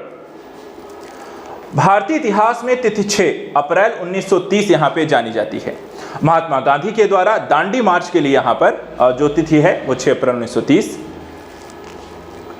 गांधी जी ने दांडी मार्च यहां पे प्रारंभ किया नमक कानून को तोड़ने के लिए, जो कि अंग्रेजों के द्वारा बनाया गया था, कर देने के लिए। वानर सेना और मंजरी सेना संबंध है यहाँ पे सविनय अवज्ञा आंदोलन से। और गांधी जी की यात्रा में संबंधित दांडी जो स्थित है वो आपको नवसारी जिले में स्थित है। चलिए अब बात करते हैं यहाँ पे गांधी इरविन समझौते, कराची अधिवेशन और गोलमेज सम्मेलन को लेकर के आए हुए प्रश्नों को। यहाँ पे देखिए, तीनों गोलमेज जो सम्मेलनों में भाग लेने वाले एकमात्र जो भारतीय यहाँ पर कौन थे? वो डॉक्टर भीमराव अंबेडकर थे। गोलमेज सम्मेलन में भारतीय राष्ट्रीय कांग्रेस के प्रतिनिधि ने जो प्रथम बार यहाँ पर भाग लिया था वो था द्वितीय गोलमेज सम्मेलन। गांधी इरविन समझौता देखा जाए तो कब हुआ? तो यहाँ पर देखिए 1931। महात्मा गांधी जब द्वितीय गोलमेज सभा में भाग लेने लंदन गए थे तो कहां ठहरे थे? किंग्सले हॉल में। किसने भारतीय राष्ट्रीय कांग्रेस के कराची अधिवेशन 1931 को महात्मा गांधी की लोकप्रियता और सम्मान की यहां पे पराकाष्ठा माना था? तो MC बोस यानी कि सुभाष चंद्र बोस के द्वारा। गांधी इरविन समझौते में किस आंदोलन को रोकने का यहां पे प्रावधान किया गया था? तो वो है सविनय अवज्ञा आंदोलन। किसने गांधी इरविन समझौते महात्मा गांधी के लाभ को सांत्वना पुरस्कार यहां पे कहा था? Elon Campbell Johnson. इरविन तथा गांधी को दो महात्मा यहां पर किसने कहा? तो सरोजनी नायडू ने। लंदन में संपन्न हुए गोलमेज सम्मेलन में भारतीय ईसाइयों का प्रतिनिधित्व किसने किया था? केटी पॉल। और गांधी इरविन समझौते का मुख्य रूप यहां पे क्या था? तो गोलमेज सम्मेलन में कांग्रेस की भागीदारी सहज करने के लिए यहां पर इसको आंदोलन प्रारंभ किया गया था। चलिए, तो इस तरीके से गोलमेज सम्मेलन को लेकर के जिस तरीके के प्रश्न एग्जाम में बने हैं वो हमने देखे। ऐसा ही देखिए भारत में इतिहास के संदर्भ में जो सांप्रदायिक दंगे हैं या पूना जो समझौता यहाँ पर हुआ है या कांग्रेस की समाजवादी पार्टी का जैसे गठन जैसे मुद्दे यहाँ पर भी आपको देखने को मिलते हैं। आइए इस टॉपिक पे बने हुए प्रश्नों को एक बार देखते हैं। जैसे कि एक कथन यहाँ पे है, क्या आप मुझे एक भी स्वतंत्र देश दिखा सकते हैं जहां पृथक मताधिकार हो? अंग्रेज हो चुके हैं परंतु वे शरारत छोड़ गए हैं। अंग्रेज जा चुके हैं लेकिन वे शरारत यहाँ पे आपको छोड़ गए हैं। उपरोक्त वाक्य को संविधान सभा के बहस में किसने कहा था? तो ये कथन है सरदार वल्लभ भाई पटेल। इसी तरीके से पूना पैक्ट पर हस्ताक्षर किसके द्वारा किए गए थे? तो यहाँ गांधी जी और अंबेडकर के द्वारा। 1932 में पूना पैक्ट के बाद हरिजन सेवक संघ की स्थापना हुई। इसके अध्यक्ष कौन थे? यहाँ पे घनश्याम दास बिड़ला। महात्मा गांधी क्षणिक भूत की भांति धूल उठाते हैं लेकिन अस्तर नहीं। यह किसका कथन है? डॉक्टर BR अंबेडकर का। चलिए अब बात करते हैं कांग्रेस समाजवादी पार्टी से संबंधित प्रश्नों को लेकर के। देखिए यहाँ पर 1934 में पटना में अखिल भारतीय कांग्रेस समाजवादी पार्टी के जो संयोजक थे वो थे जयप्रकाश नारायण। यह भारतीय राष्ट्रीय कांग्रेस का अधिवेशन जिसने जवाहरलाल नेहरू ने समाजवाद को भारत की समस्याओं को हल करने की कुंजी माना था, तो ये था लखनऊ अधिवेशन में। देखिए मैं एक समाजवादी और गणतंत्रवादी हूं, मुझे राजाओं और राजकुमारों पर विश्वास यहां पे नहीं है। यह वक्तव्य किसका है? तो यह है जवाहरलाल नेहरू। भारत में साम्यवाद का उच्चतम पुजारी कहा गया, किसे कहा गया था? जवाहरलाल नेहरू। और प्रथम अखिल भारतीय समाजवादी युवा कांग्रेस के सभापति कौन बनते हैं? वो भी जवाहरलाल नेहरू। तो देखा जाए तो समाजवादी के संदर्भ में एक बड़े यहाँ पर आपके अनुयायी कह सकते हैं या फिर समर्थक आपको जवाहरलाल नेहरू यहाँ पर निकल कर आते हैं। अब चलिए अगले टॉपिक्स पर आते हैं, प्रांतीय चुनावों को लेकर के पूछे गए प्रश्नों को लेकर। देखिए 1940 की घटना पर नजर डालते हैं। 1940 के रामगढ़ कांग्रेस की जो अध्यक्षता की थी वो की थी मौलाना अबुल कलाम आजाद के द्वारा।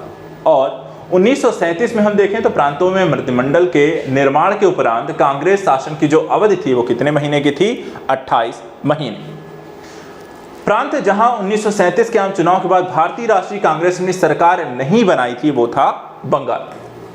और 1937 के चुनाव के पश्चात यूपी में गठित मंत्रिमंडल वित्त विभाग किसे सौंपा गया था? रफी अहमद किदवई को।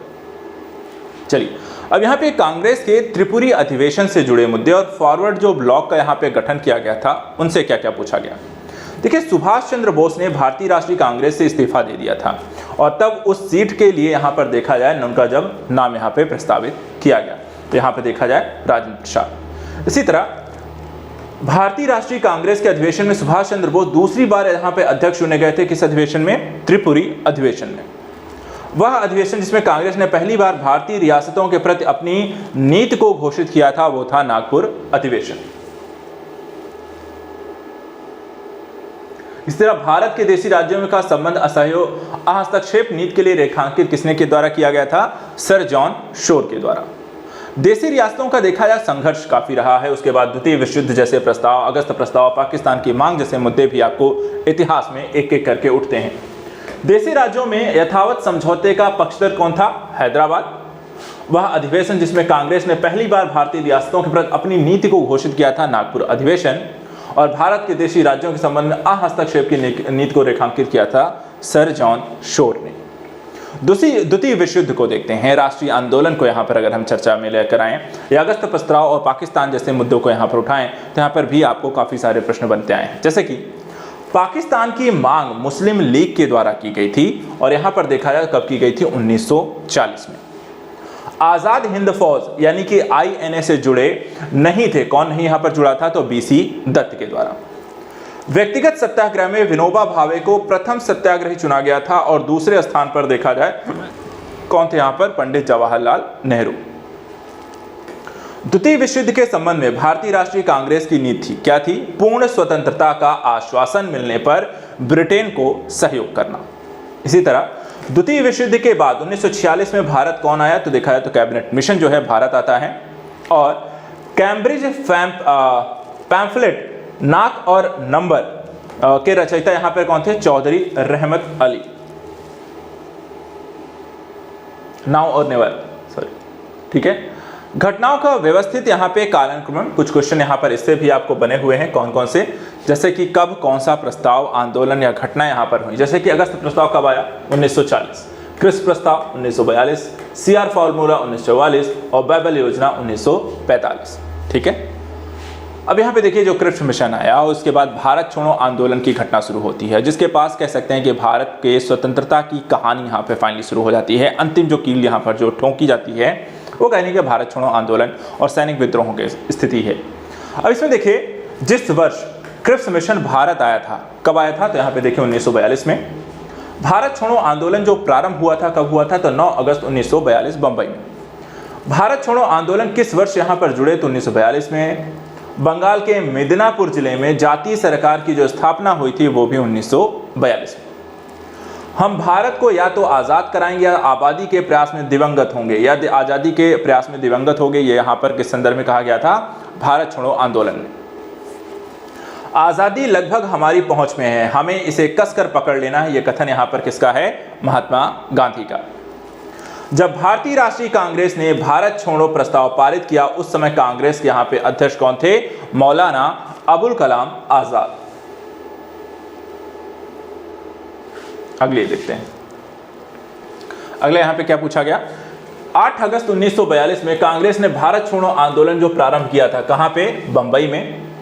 भारत छोड़ो आंदोलन के संदर्भ में महात्मा गांधी को बंदी बनाया गया, कहां? बंबई। उत्तर प्रदेश का वह जनपद जिसमें भारत छोड़ो आंदोलन के दौरान समानांतर सरकार को यहां पर स्थापित किया गया था, वो जिला कौन सा था? बलिया। भारत छोड़ो आंदोलन के दौरान ही जेल से फरार होकर भूमिगत गतिविधियों को संगठित करने का काम किसके द्वारा किया गया था? जयप्रकाश नारायण के द्वारा। इसी तरह यहां यानी कि भारत में एक क्रांति होने जा रही है और हमें जल्दी से चले जाना चाहिए, यह किसका कथन है? सर स्टैफोर्ड क्रिप्स का।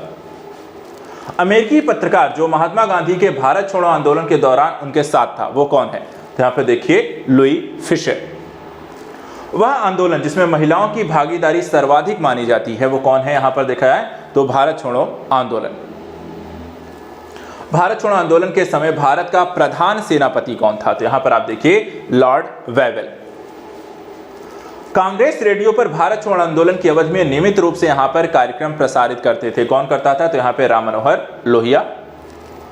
वह पार्टी जो भारत छोड़ो आंदोलन का समर्थन नहीं किया था वह पार्टी यहां पर कौन थी? तो यहां पे देखिए Hindu Mahasabha, communist party of India, unionist party of Punjab. और गांधी जी का नारा करो या मरो का आह्वान यहां पर ये जो नारा था भारत छोड़ो आंदोलन के दौरान ही दिया गया। ये तो भारत छोड़ो आंदोलन हो गया। इसके बाद एक और मुद्दा, एक और विषय जो इतिहास का एक अभिन्न अंग है, आजाद हिंद फौज और उनकी भूमिका, और इससे संबंधित प्रश्नों की बात करते हैं। सुभाष चंद्र जो बोस थे, ठीक है, इनके राजनीतिक गुरु कौन थे? तो यहां पर देखिए सीआर दास। सुभाष चंद्र बोस के द्वारा आजाद हिंद फौज के हिस्से के रूप में गठित जो महिला रेजिमेंट थी वो कौन सी थी? रानी झांसी रेजिमेंट।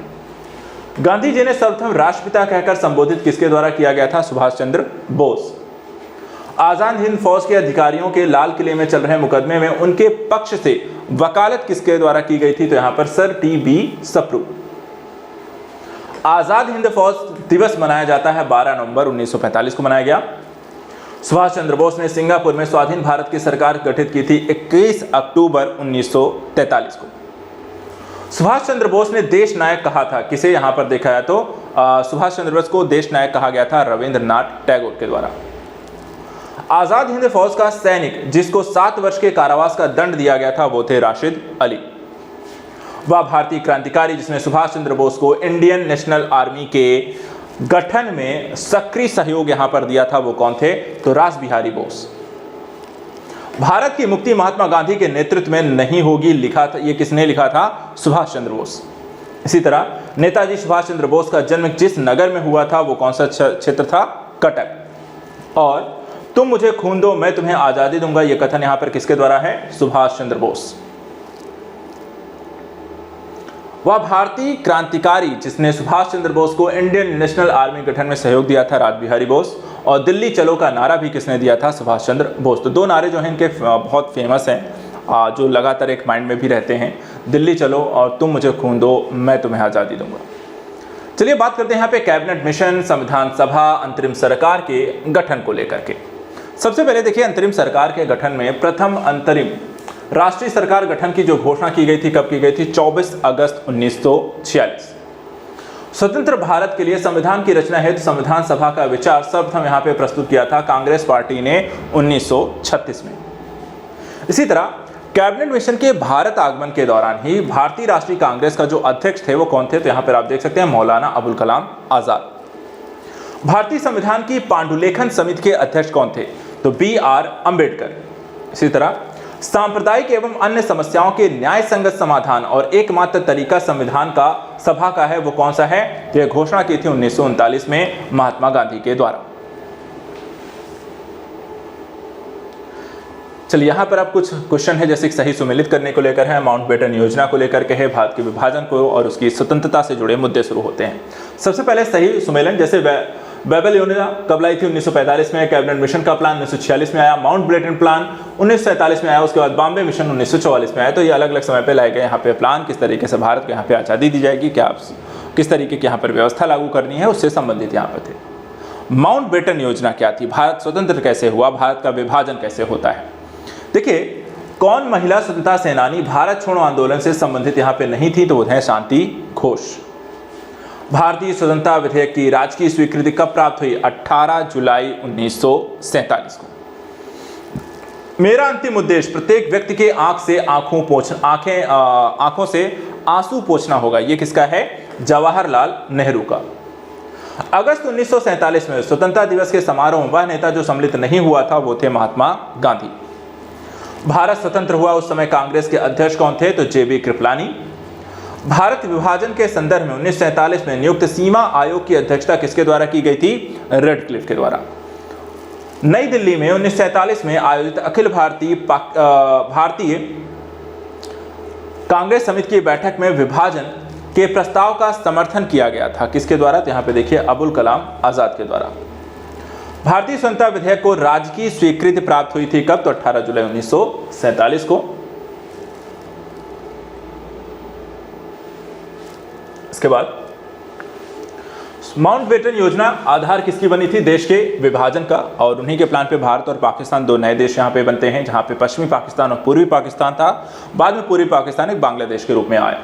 अखिल भारतीय कांग्रेस की 14 जून 1947 को संपन्न हुई बैठक में भारत विभाजन के विपक्ष में यहाँ पे मतदान दिया गया था खान अब्दुल गफ्फार खां के द्वारा। पहले अवसर पर भारत के प्रधानमंत्री की नियुक्ति की थी, यहाँ पर देखा है तो गवर्नर जनरल। भारतीयों को वर्ष 1947 में सार्वभौम सत्ता सौंपने की योजना किस नाम से यहाँ पर जानी जाती है? माउंटबेटन योजना। ब्रिटिश सरकार भारत के विभाजन के लिए उत्तरदायी नहीं है, उपर्युक्त कथन यहाँ पर किसका है? लॉर्ड एटली का।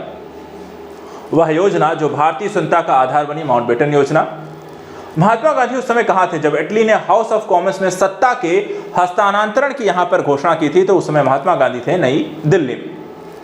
भारत के विभाजन के समय ब्रिटिश भारत का वह प्रांत जिसने संयुक्त और स्वतंत्र यहां पर अस्तित्व की यहां पर घोषणा की थी, योजना प्रस्तावित की थी, वो थी यहां पर पंजाब प्रांत में। अब बात करते हैं भारत में संवैधानिक विकास की, क्योंकि भारत स्वतंत्र तो होता है लेकिन स्वतंत्रता के साथ ही साथ वहां पे संवैधानिक मूल्यों को भी वहां पर उसके माध्यम से देश को शासित किया जाना था। अब यहाँ पर इसकी कहानी क्या थी? तो कुछ कथन हैं, कुछ कहानियां हैं, कुछ प्रश्न हैं, जैसे कि ब्रिटिश इंडिया के अधिनियम ने सामूहिक कार्य चालन के स्थान पर विभाग या विभागीय पद्धति के द्वारा वायसराय की कार्यकारी परिषद में उनके प्राधिकार को और अधिक यहाँ पे बल प्रदान किया था। यह था भारतीय परिषद अधिनियम 1861। इसी तरह 120 सदस्यों वाले चैम्बर ऑफ प्रिंसेस की व्यवस्था कब की गई थी? 1919 के अधिनियम में।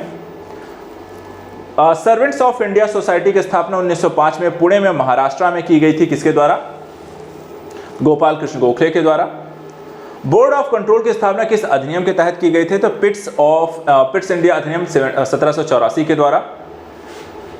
अन्य यहाँ पे देखिए, जैसे कि वह अधिनियम जिसके द्वारा ईस्ट इंडिया कंपनी के व्यापारिक अधिकारों की यहाँ पे समाप्ति की गई थी, वो कौन सा था? 1813 चार्टर एक्ट। वह अधिनियम जिसमें भारतवासियों को अपने देश के प्रशासन में कुछ हिस्सा लेना यहाँ पे संभव हो पाया था, वो अधिनियम था चार्टर एक्ट 1833।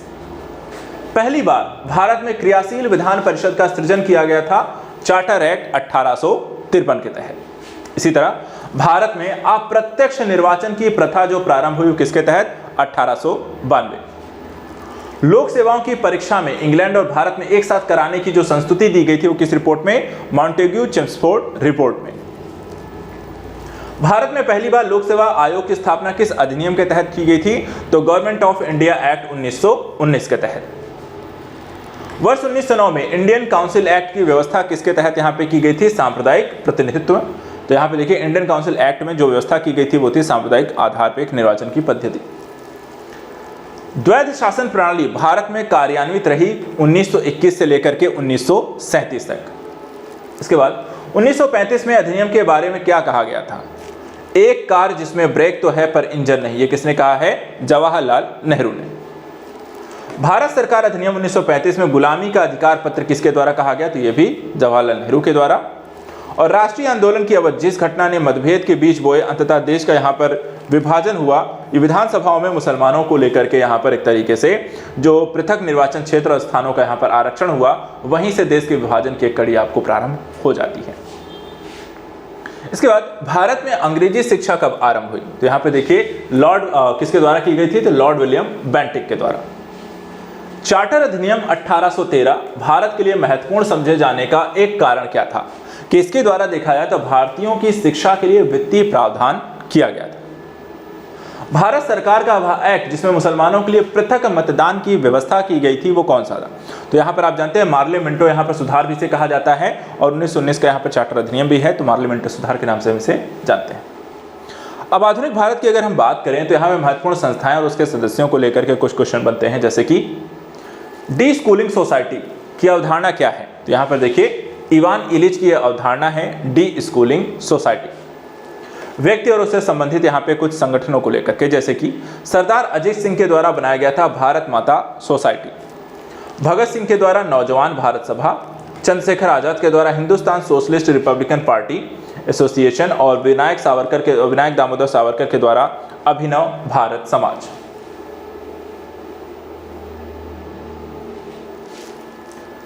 इसी तरीके से संगठन और स्थापना वर्ष आपसे पूछे जा रहे हैं, जैसे कि society for translating European sciences 1825, Indian association for cultivation of science 1876, Aligarh scientific society 1864 और बिहार साइंटिफिक सोसाइटी 1872। तो साइंटिफिक स्तर पर क्या क्या काम किए गए किन संगठनों का, उसको लेकर के है। इसके बाद देखिए महात्मा गांधी ने अहमदाबाद में साबरमती आश्रम की जो स्थापना की थी, कब की थी? सन 1917 ईस्वी में। इसी के साथ रिपब्लिकन पार्टी ऑफ इंडिया के संस्थापक कौन थे? यहाँ पे देखिए डॉक्टर बी.आर. अम्बेडकर। बंगाल में कृषक प्रजा का पार्टी का जो नेता था वो कौन था? तो यहाँ पे देखिए फजलुल हक। भारत में थियोसॉफिकल सोसाइटी की सफलता मुख्यतः किस पर यहाँ पर आश्रित थी? तो एनी बेसेंट के कारण यहाँ पर थी। हरिजन सेवक संघ के संस्थापक अध्यक्ष थे जी.डी. बिरला और हरिजन सेवक संघ का पूर्व जो नाम था all India anti untouchability league.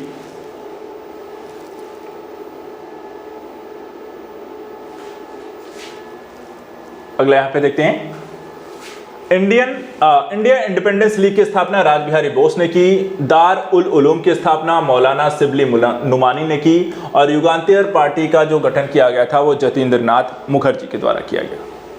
अब चलिए बात करते हैं भारत के ब्रिटिशों के शासनकाल के दौरान प्रशासन को शासन करने के लिए शासित करने वाले लोगों को गवर्नर या फिर कह सकते हैं गवर्नर जनरल या वायसराय यहाँ पर बोला जाता था। तो इनके समयकाल में कौन कौन सी किस घटनाएं जो होते हैं किसके शासनकाल में हुई हैं, तो उसको यहाँ पर देख लेते हैं। देखिए सर्वप्रथम भारतीय राष्ट्रीय कांग्रेस के संबंध में यह किसने कहा था कि वह केवल एक सूक्ष्म अल्पसंख्यक वर्ग का प्रतिनिधित्व करती है? तो ये कहा था लॉर्ड डफरिन के द्वारा। लॉर्ड माउंटबेटन ने वन मैन बाउंड्री फोर्स कहकर किसे संबोधित किया है? महात्मा गांधी को। वह गवर्नर जनरल जिनके कार्यकाल में प्राचीन स्मारक संरक्षण अधिनियम पारित हुआ था वो कौन थे? Lord Curzon. भारत में डाक टिकट का चलन जो प्रारंभ किया गया था किसके द्वारा? लॉर्ड डलहौजी के द्वारा। ब्रिटिश संसद में महाभियोग का मुकदमा जो चलाया गया था तो वो वॉरेन हेस्टिंग्स पर। भारत का पहला गवर्नर जनरल जो था वो कौन था? Lord William Bentinck. भारत में अंग्रेजों के समय में प्रथम जो जनगणना हुई थी वो लॉर्ड मेयो के कार्यकाल में हुई थी।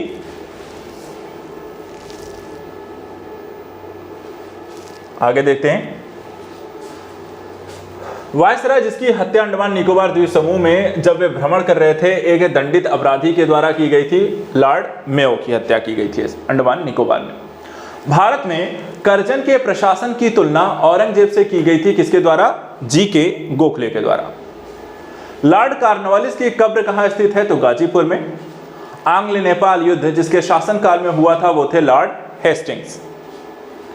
किसे स्वर्ण से उत्पन्न सेना नायक कहा गया? तो लॉर्ड क्लाइव को।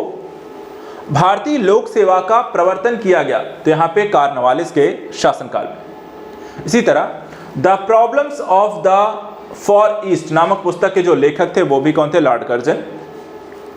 भारतीय समाचार पत्रों पर एक कठोर यहां पर नियंत्रण से मुक्त किसके द्वारा किया गया था? चार्ल्स मेटकॉफ के द्वारा। गवर्नर जनरल जिसने भारत में दास प्रथा को यहां पे समाप्त किया था वो कौन थे? तो लॉर्ड एलन बरो। इसी तरह गांधी जी को वन मैन बाउंड्री फोर्स कहकर संबोधित किया माउंटबेटन ने। भारत का एकमात्र यहूदी वायसराय कौन हुआ? तो वहां पे लॉर्ड रीडिंग। दिल्ली में प्रवेश के अवसर पर बम फेंका गया था, किसके द्वारा? तो लॉर्ड हार्डिंग। तथाकथित कुशासन के आधार पर वह गवर्नर जनरल जिसने मैसूर राज्य के प्रशासन को यहां पर हड़प लिया था वो थे लॉर्ड विलियम बेंटिक। स्वतंत्र भारत का प्रथम गवर्नर जनरल कौन हुआ? Lord Mountbatten. और वह गवर्नर जनरल जिसने भारत में प्रथम बार सिविल सेवाओं को प्रवर्तित किया वो थे लॉर्ड कॉर्नवालिस। इसी तरह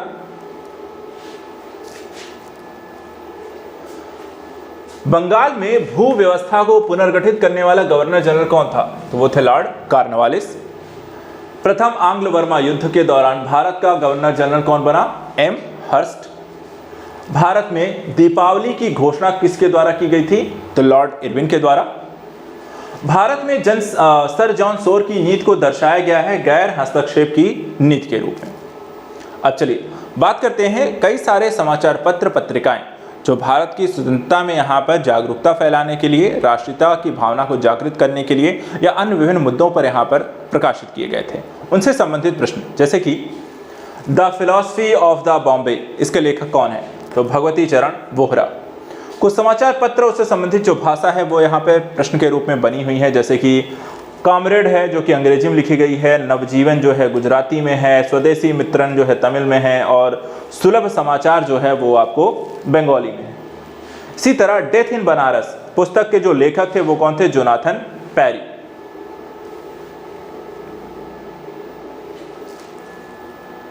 आगे देखिए 1809 में राजा राम मोहन राय ने अपनी प्रसिद्ध पुस्तक गिफ्ट टू मोनेथिस्ट, ये किस भाषा में यहां पर लिखी हुई है? तो फारसी भाषा में। Poverty and un British rule in India के पुस्तक का प्रकाशन कब किया गया था? 1901 में। ब्रिटिश उपनिवेशवाद के विरुद्ध भोजपुरी में लोकप्रिय कविता फिरंगिया लिखने वाले यहां पर कवि का नाम यहां पे क्या था? मनोरंजन। संस्कृति के 4 अध्याय, इस पुस्तक के लेखक कौन है? रामधारी सिंह दिनकर। अब यहाँ पे देखिए कुछ समाचार पत्र का प्रकाशन या पत्रिका का प्रकाशन किस क्षेत्र से होता था उस पर प्रश्न है। जैसे कि स्वदेश का प्रकाशन जो है गोरखपुर से, भारत बंधु का प्रकाशन हाथरस से, सत्यवादी का आगरा से और शक्ति का अल्मोड़ा स्थान से यहाँ पर आपको प्रकाशन हुआ करता था। इसी तरह यहाँ पर आप देखें कुछ और समाचार पत्र उनसे संबंधित प्रकाशन है, जैसे कि अमृत बाजार पत्रिका बंगाल में, वॉइस ऑफ इंडिया बंबई से, ट्रिब्यूनल जो है पंजाब से और हिंदू जो है मद्रास से यहाँ पर देखा जाए तो आपको प्रकाशित हुआ करते थे। आगे देखिए एक और है समाचार पत्र प्रकाशन को लेकर के ही भाषा है, जैसे कि दर्पण जो है वो मराठी भाषा में समाचार पत्र यहाँ पे प्रकाशित होता था, संवाद प्रभाकर जो है बंगाली में प्रकाशित होता था, मुंबई समाचार गुजराती और स्वदेश जो मित्रन है ये तमिल भाषा में यहाँ प्रकाशित हुआ करते थे। अब यहाँ पे जैसे पूछा गया न्यू लैम्प्स फॉर ओल्ड, ये शीर्षक जो है लेखों की एक श्रृंखला प्रकाशित की गई जिसमें नरमपंथी राजनीति की यहाँ पे आलोचना प्रस्तुत की गई है। तो यहाँ पे देखिए किसके द्वारा लिखी गई है? अरविंदो घोष ने लिखी है। इसी तरह वंदे मातरम क्रांतिकारी पत्र के संपादक कौन हुआ करते थे? तो मैडम भीका जी यहां पर Cama, madam Bhika ji Cama. Indian war of independence 1857, इसके लेखक कौन है? तो वीडी सावरकर हैं। मराठी पाक्षिक बहिष्कृत भारत का आरंभ किसके द्वारा किया गया? तो यहां पर भीमराव अंबेडकर। कौमी आवाज पत्र का यहां पे आरंभ किया गया था जवाहरलाल नेहरू, और अंग्रेजी पत्र इंडिपेंडेंस से यहां पर जुड़े हुए थे मोतीलाल नेहरू। कारागार जहां पंडित जवाहरलाल नेहरू ने अपनी प्रसिद्ध पुस्तक डिस्कवरी ऑफ इंडिया लिखी है, वो है अहमदाबाद का फोर्ट जेल।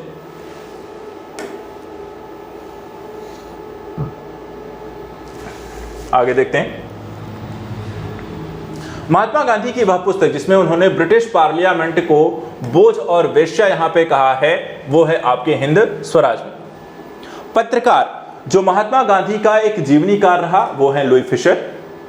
अंग्रेजी साप्ताहिक वंदे मातरम के साथ अपने आप को संबद्ध किया है अरविंद घोष के द्वारा। इसी तरह नील आंदोलन का जमकर समर्थन करने वाले हिंदू पैट्रियाट के संपादक कौन हुआ करते थे? हरीश चंद्र मुखर्जी। नील दर्पण नाटक के यहां पे लेखक कौन थे? तो नील दर्पण के नाटक यहां पे थे दीनबंधु मित्र। साथ ही Indian society of oriental art की स्थापना किसके द्वारा की गई है? तो अविंद्रनाथ टैगोर के द्वारा। प्रख्यात समाज सुधारक जिन्होंने ज्ञान योग, कर्मयोग, राजयोग नामक यहां पे पुस्तक लिखी है, वो कौन है? स्वामी विवेकानंद। क्रांतिकारी काल की वह लोकप्रिय पत्रिका जो अनेक कारणों से कांग्रेस की यहां पे आलोचना कही जाती थी करती थी, यहां पर देखा है, उसका नाम क्या था? काल। भारतीयों के द्वारा अंग्रेजी भाषा में प्रकाशित प्रथम समाचार पत्र कौन सा है? तो यहां पे देखिए Hindu patriot. Journey through the kingdom of Awadh in the year 1849-50 report लिखी गई थी किसके द्वारा? W.H. स्लीमैन के द्वारा। इसी तरह the man who divided India नामक पुस्तक के यहां पे लेखक कौन थे? तो Rafiq Zakariya. The Indian struggle नामक यहां पे प्रसिद्ध पुस्तक किसके द्वारा लिखी थी? तो यहां पे देखिए सुभाष चंद्र बोस के द्वारा। स्वदेश वाहिनी के यहां पे संपादक कौन थे? तो के रामकृष्ण पिल्लई के द्वारा। और आर्यों के आदि देश के बारे में यहां पर किसके द्वारा लिखा गया है? तो बाल गंगाधर तिलक के द्वारा। आगे देखिए, एक पुस्तक यहां पे आई जिसका नाम था बापू, ठीक है, माई मदर शीर्षक यहां पे एक संस्मरण लिखा गया था। ये किसके द्वारा लिखा गया? तो यहां पे आप देखिए मनु बहन गांधी, इनके द्वारा ये लिखा गया। एक और शीर्षक मैं अनिश्वरवादी क्यों हूं, ये किसके द्वारा लिखा गया है? तो यहां पे देखिए Bhagat Singh. India's struggle for independence, इस पुस्तक के लेखक कौन है? तो Bipin Chandra. Mountbatten and the partition of India पुस्तक लिखी गई Larry Collins and Dominique Lapierre के द्वारा। बंदी जीवन, इस पुस्तक के यहां पे लेखक कौन हुए? सचिंद्र सान्याल। मदर इंडिया नामक यहां पर देखा है पुस्तक जो लिखी गई थी, ये लिखी है कैथरीन मेयो के द्वारा। प्रसिद्ध गीत सारे जहां से अच्छा हिंदुस्तान हमारा, इसकी रचना किसके द्वारा की गई थी? सर मोहम्मद इकबाल के द्वारा। स्त्रिंगिंग यहां पर देखा जाए पुस्तक स्प्रिंगिंग टाइगर यहां पर पुस्तक जो लिखी गई थी वो थी सुभाष चंद्र बोस के द्वारा। कॉमनवेल्थ पत्र यहां पे जुड़ा हुआ है एनी बेसेंट से। इसी तरह Indian national movement the long term dynamics के यहां पे लेखक थे बिपिन चंद्र। वर्ष 1920 में लाहौर में लाजपत राय के द्वारा उर्दू का समाचार पत्र प्रकाशित किया गया था, तो वंदे मातरम। अपनी साहित्यिक कृतियों के द्वारा स्वतंत्रता संग्राम में योगदान हेतु राष्ट्र कवि का सम्मान प्रदान किया गया था, यहां पे देखिए मैथिली शरण गुप्त के द्वारा। एक साप्ताहिक के रूप में यंग इंडिया का शुभारंभ किया गया था, यहां पे देखिए स्वराज पार्टी के द्वारा। गांधी बनाम लेनिन नामक यहां पर पुस्तक किसके द्वारा लिखी है? तो यहां पर देखिए S.A. डांगे के द्वारा।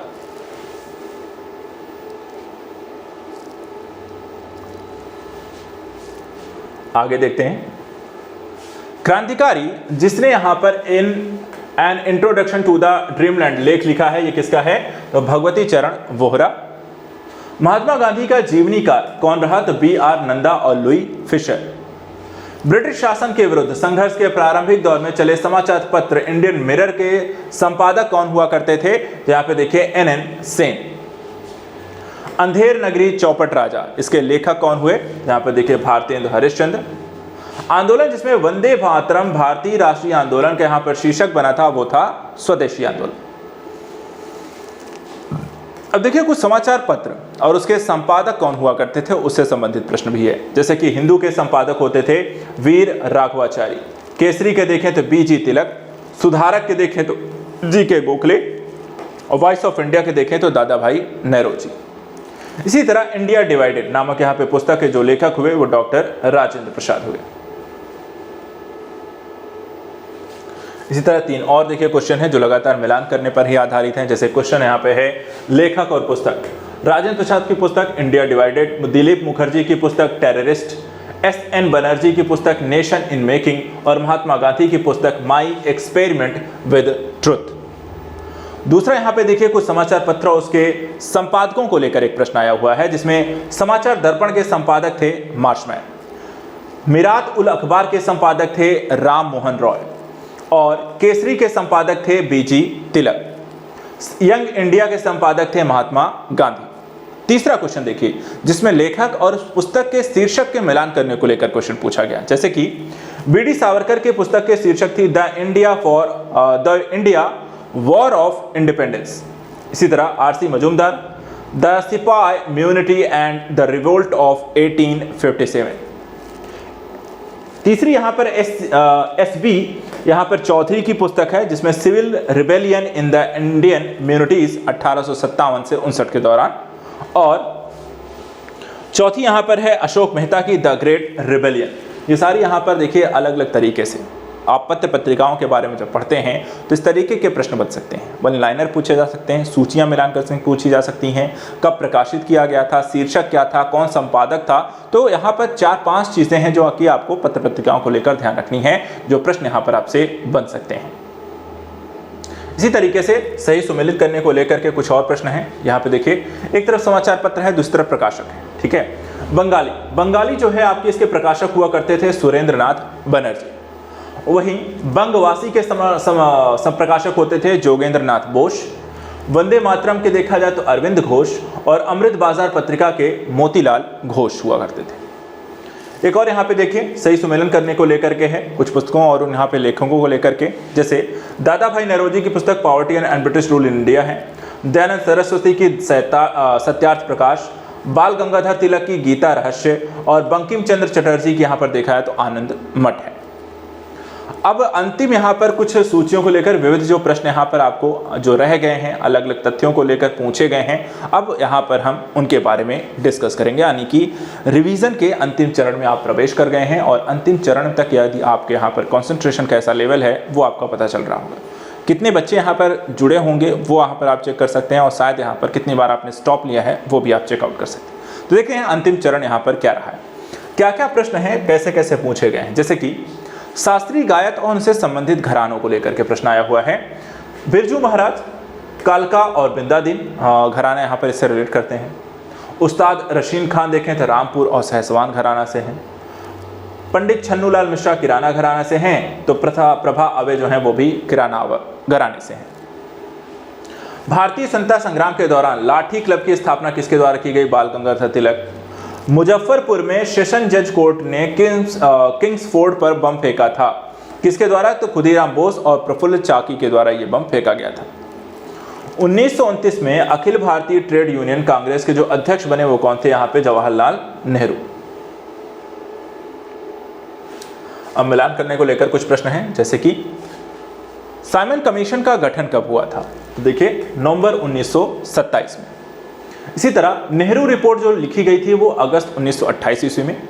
शारदा जो अधिनियम आया 28 सितंबर 1929 ईस्वी को। वहीं डांडी मार्च जो प्रारंभ किया गया था वो 12 मार्च 1930 ईस्वी को। नाइटहुड उपाधि को त्याग दिया था, किसके द्वारा त्याग दिया गया था? तो रविंद्रनाथ टैगोर के द्वारा। आइए एक तरह की सूची मिलान करने को लेकर एक और प्रश्न आया है, एक और तरीके का प्रश्न बनता है, जैसे कि एक तरफ व्यक्ति हैं और दूसरी तरफ उनसे संबंधित कार्य और पद हैं। जैसे कि डी.की. कर्वे जो सचिव थे विडो रीमैरिज एसोसिएशन के। जे.डी. बेथ्यून जो कलकत्ता में कन्या विद्यालय की यहाँ पर इनके द्वारा स्थापना की गई।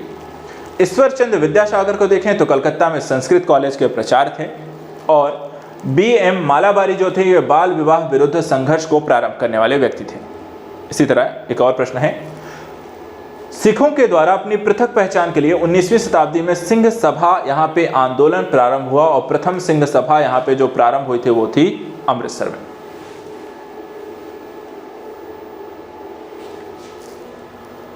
अगला देखिए, एक तरफ सूची है, दूसरी तरफ मिलान करने को लेकर है। भारतीय संविदा अधिनियम 1872 में आया, वस्तु विक्रय अधिनियम 1930 में आया, साझेदारी अधिनियम 1932 में और कंपनीज अधिनियम 1956 में यहाँ पर अलग अलग समय में कांग्रेसियों के द्वारा ब्रिटिशों के द्वारा बनाया गया कानून। इसके बाद यहाँ पे देखिए ये कानून भारतीयों के द्वारा बनाया गया। इसके बाद कुंडी को शब्द है जिसका अर्थ यहाँ पर हुंडी है, दीवान यानी कि खजांची, अमीर जिसको हम राजस्व अधिकारी कहते हैं और आजाद दस्ता यानी कि गुरिल्ला बैंड। अन्य प्रश्नों को देखिए, प्रथा को मनुष्य के जीवन का मुख्य न्यायाधीश कहा, ठीक है, कहा है किसके द्वारा? बेकन ने। इसी तरह प्रांत के नेताओं ने नोआखली दंगों के विरोध में 25 अक्टूबर 1946 को नोआखली दिवस के रूप में घोषित किया था, किसके द्वारा? यहां पर देखा जाए तो north west frontier province. Film मोहल्ला 80 के उपन्यास पर आधारित है, यह देखा जाए तो काशीनाथ सिंह के। भारत के प्रथम ओपन रॉक म्यूजियम का उद्घाटन कहां हुआ है? तो यहां पर देखिए हैदराबाद में। इसके बाद देखिए कुछ मिलान करने को लेकर के हैं। एक तरफ यहां पे घटनाएं हैं, दूसरी तरफ आपके कालक्रम है, ठीक है। होम रूल आंदोलन देखा है तो अप्रैल 1916 में हुआ, तो वहीं खिलाफत आंदोलन देखा जाए तो मार्च 1919 से जनवरी 2021 तक चला। जलियांवाला बाग हत्याकांड की घटना को देखें तो घटित हुई 13 अप्रैल 1919 को और हत्याकांड मोपला जो विप्रो यहाँ पर हत्याकांड यहाँ पे जलियांवाला बाग से जुड़ा हुआ है और मोपला विद्रोह जो हुआ है वो 20 अगस्त 1921 को हुआ।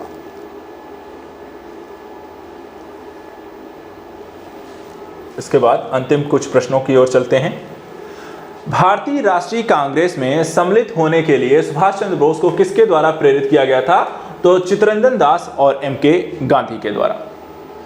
उसके बाद देखिए कुछ घटनाएं घटित हुई, उनके कार्यक्रम को लेकर इतिहास में काफी प्रश्न यहाँ पर आपको बनते हैं। जैसे कि साइमन कमीशन देखिए 1927-28 में भारत आया। भारत छोड़ो आंदोलन का प्रारंभ हुआ तो 9 अगस्त 1942 को हुआ। कैबिनेट मिशन को जो देखा जाए तो आपको कब आया? तो यहाँ पे 24 मार्च 1946 को आया। और संविधान निर्माण जो हुआ वो आपको देखा निर्मात्री का सभा का यहाँ पे जो गठन हुआ 9 दिसंबर 1946 को। इसी तरह भारत पाक के मध्य जो सिमला समझौता जिस वर्ष हस्ताक्षरित हुआ था वो कब था? 1972। वे दो कांग्रेस अध्यक्ष जिन्होंने गांधी के अनुयायियों को जो कांग्रेस में बहुमत में थे कि विरोध और असहयोग के कारण यहाँ पर पद त्याग दिया था, वो थे, एक थे चित्तरंजन दास और दूसरा था सुभाष चंद्र बोस। इसी तरह ब्रिटिश सरकार अंतिम रूप से भारत और इंग्लैंड में एक ही समय साथ साथ देखा जाए इंडियन सिविल सर्विसेज की परीक्षा आयोजित करने हेतु सहमत हुई थी। कब? तो 1922 में। 19वीं शताब्दी में किस देश का भारत की ओर विस्तार डर एंग्लो अफगान संबंधों पर यहां पर आधार पड़ा? वो था रूस। 19वीं शताब्दी में भारत के प्रथम अकाल आयोग का जो अध्यक्ष बनाए गए वो थे सर जॉर्ज कैंपबेल। और भारत के संदर्भ में शासन के प्रजासत्तात्मक दृष्टिकोण को प्राय संबंधित माना जाता है, ये किसका कथन है? थॉमस मुनरो का।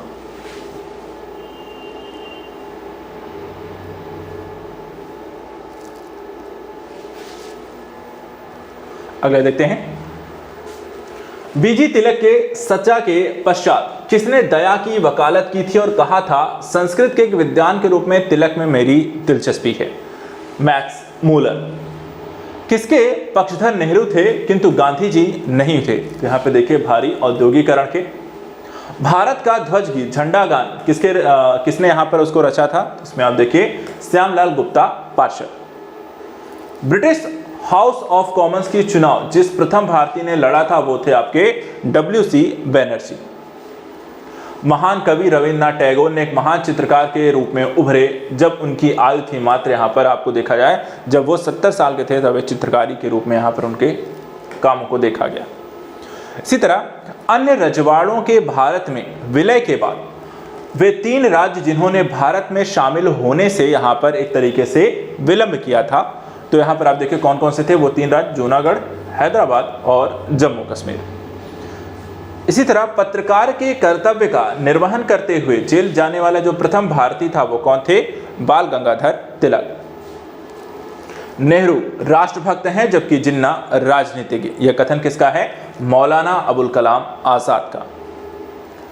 भारतीय विदेश नीति जो तटस्थता पर आधारित थी, इसको प्रारंभ किसके द्वारा शुरू किया गया था? तो देखिए जवाहरलाल नेहरू के द्वारा।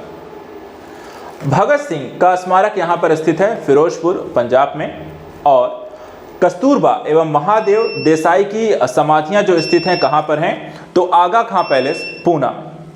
इसी तरह गांधी जी के आंदोलन को राजनीतिक फिरौती कहा था किसके द्वारा? लॉर्ड लिनलिथगो के द्वारा।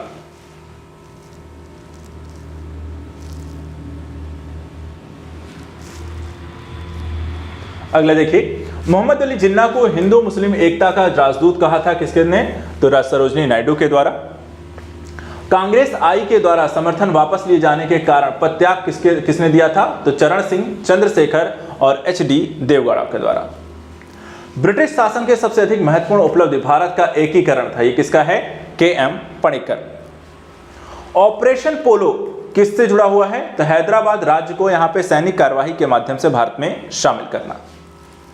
भारत में 19वीं शताब्दी में पड़े वह अकाल जिसको प्रकोप का समुद्र यानी कि सी ऑफ यहां पर कैलेमिटी कहा गया था, वो था उड़ीसा अकाल 1866-67। रविन्द्रनाथ टैगोर को महान प्रहरी कहा था किसने? महात्मा गांधी के द्वारा। बंगाल दुर्भिक्ष वह वर्ष है जिसने लाखों लोग यहां पे दिवंगित हो गए थे, 1943। डोडो की भांति साम्राज्यवाद दिवंगत हो चुका है, यह कथन यहां पर किसका है? क्लीमेंट एटली। वास्तविक क्रांतिकारी सेनाएं गांवों तथा कारखानों में पाई जाती हैं, यह कथन देखा जाए तो आपको भगत सिंह का है। 1853 में जन्मे पश्चिमी भारत के पारसी, इंडियन स्पेक्टेटर तथा वॉइस ऑफ इंडिया के संपादक ये एक समाज सुधारक थे। सम्मति आयु अधिनियम 1891 के पक्ष में प्रमुख संघर्ष रक्त थे। ये एक पैराग्राफ यहाँ पर किसके संदर्भ में है? तो यहाँ पर आप देखिए बी.एम. मालबारी। इसके बाद कुछ यहाँ पर सुमेलन करने को संबंधित क्वेश्चन है, सूची 1 और 2। भारतीय राष्ट्रीय कांग्रेस 1885 में, भारतीय जनसंघ 1951 में, भारतीय साम्यवादी दल 1925 में और AIDMK 1972 में यहाँ पर गठित हुए थे। कुछ घटनाएं जो कि इतिहास से संबंधित है, कब घटित हुई? जैसे कि बक्सर का युद्ध 22 अक्टूबर 1764, क्लाइव का भारत पुनः आगमन 1765, इलाहाबाद की संधि 16 अगस्त 1765 और वारेन हेस्टिंग का गवर्नर बनना 1773। अब यहाँ पे कुछ संधियां हुई हैं, जैसे इलाहाबाद संधि 1765, एक्सला चैपल की संधि 1748, ला गुर्दनासे द्वारा मद्रास पर अधिकार 1746 और डुप्ले की पदच्युति यहाँ पर 1754 में यहाँ पर अलग अलग समय पे हुए कुछ घटनाएं। यहाँ पे अंतिम कुछ प्रश्नों को ही यहाँ पर रिवीजन करते हैं और आपका सेशन इससे समाप्त हो रहा है। घटनाओं और उनके कालक्रम के अनुसार सही यहाँ पर दिखा है व्यवस्थित। पूर्ण राष्ट्रीय सत्ता की घोषणा कब हुई थी? 1929 में। सविनय अवज्ञा आंदोलन कब हुआ? 1930 में। गांधी-इरविन समझौता कब हुआ? 1931 में। और पूना पैक्ट हुआ 1932 में। इसी तरह कुछ पार्टियों और उनके गठन को लेकर के क्वेश्चन आए, जैसे कांग्रेस सोशल पार्टी के यहाँ पर देखा जाए तो नरेंद्र देव के द्वारा किया गया, स्वराज पार्टी CR दास के द्वारा, तो फॉरवर्ड ब्लॉक यहाँ पे सुभाष चंद्र बोस के द्वारा। वहीं जस्टिस पार्टी दक्षिण भारतीय लिबरल फेडरेशन रामास्वामी नायकर पेरियार के द्वारा गठित की गई। कुछ घटनाएं और उनके वर्ष को लेकर भी क्वेश्चन है, जो अधिनियम को लेकर, जैसे कि जल सेना अधिनियम 1927, सविनय अवज्ञा आंदोलन 1930, द्वितीय गोलमेज अधिवेशन 1931 और सांप्रदायिक यहाँ पे निर्णय 1932 में। तो इस तरीके से आज के सेशन में हमने यहाँ पर इतिहास के बारे में पढ़ा, उनसे संबंधित घटनाओं के बारे में पढ़ा, कब कौन सी यहाँ पर चीज़ें हुई और भारतीय आधुनिक इतिहास के पूरे घटनाक्रम को हमने यहाँ पे देखा। नेक्स्ट वीडियो में कुछ और विषयों को लेकर के हम डिस्कस करेंगे। फिलहाल आज के लिए इतना ही। Thank you so much and good luck.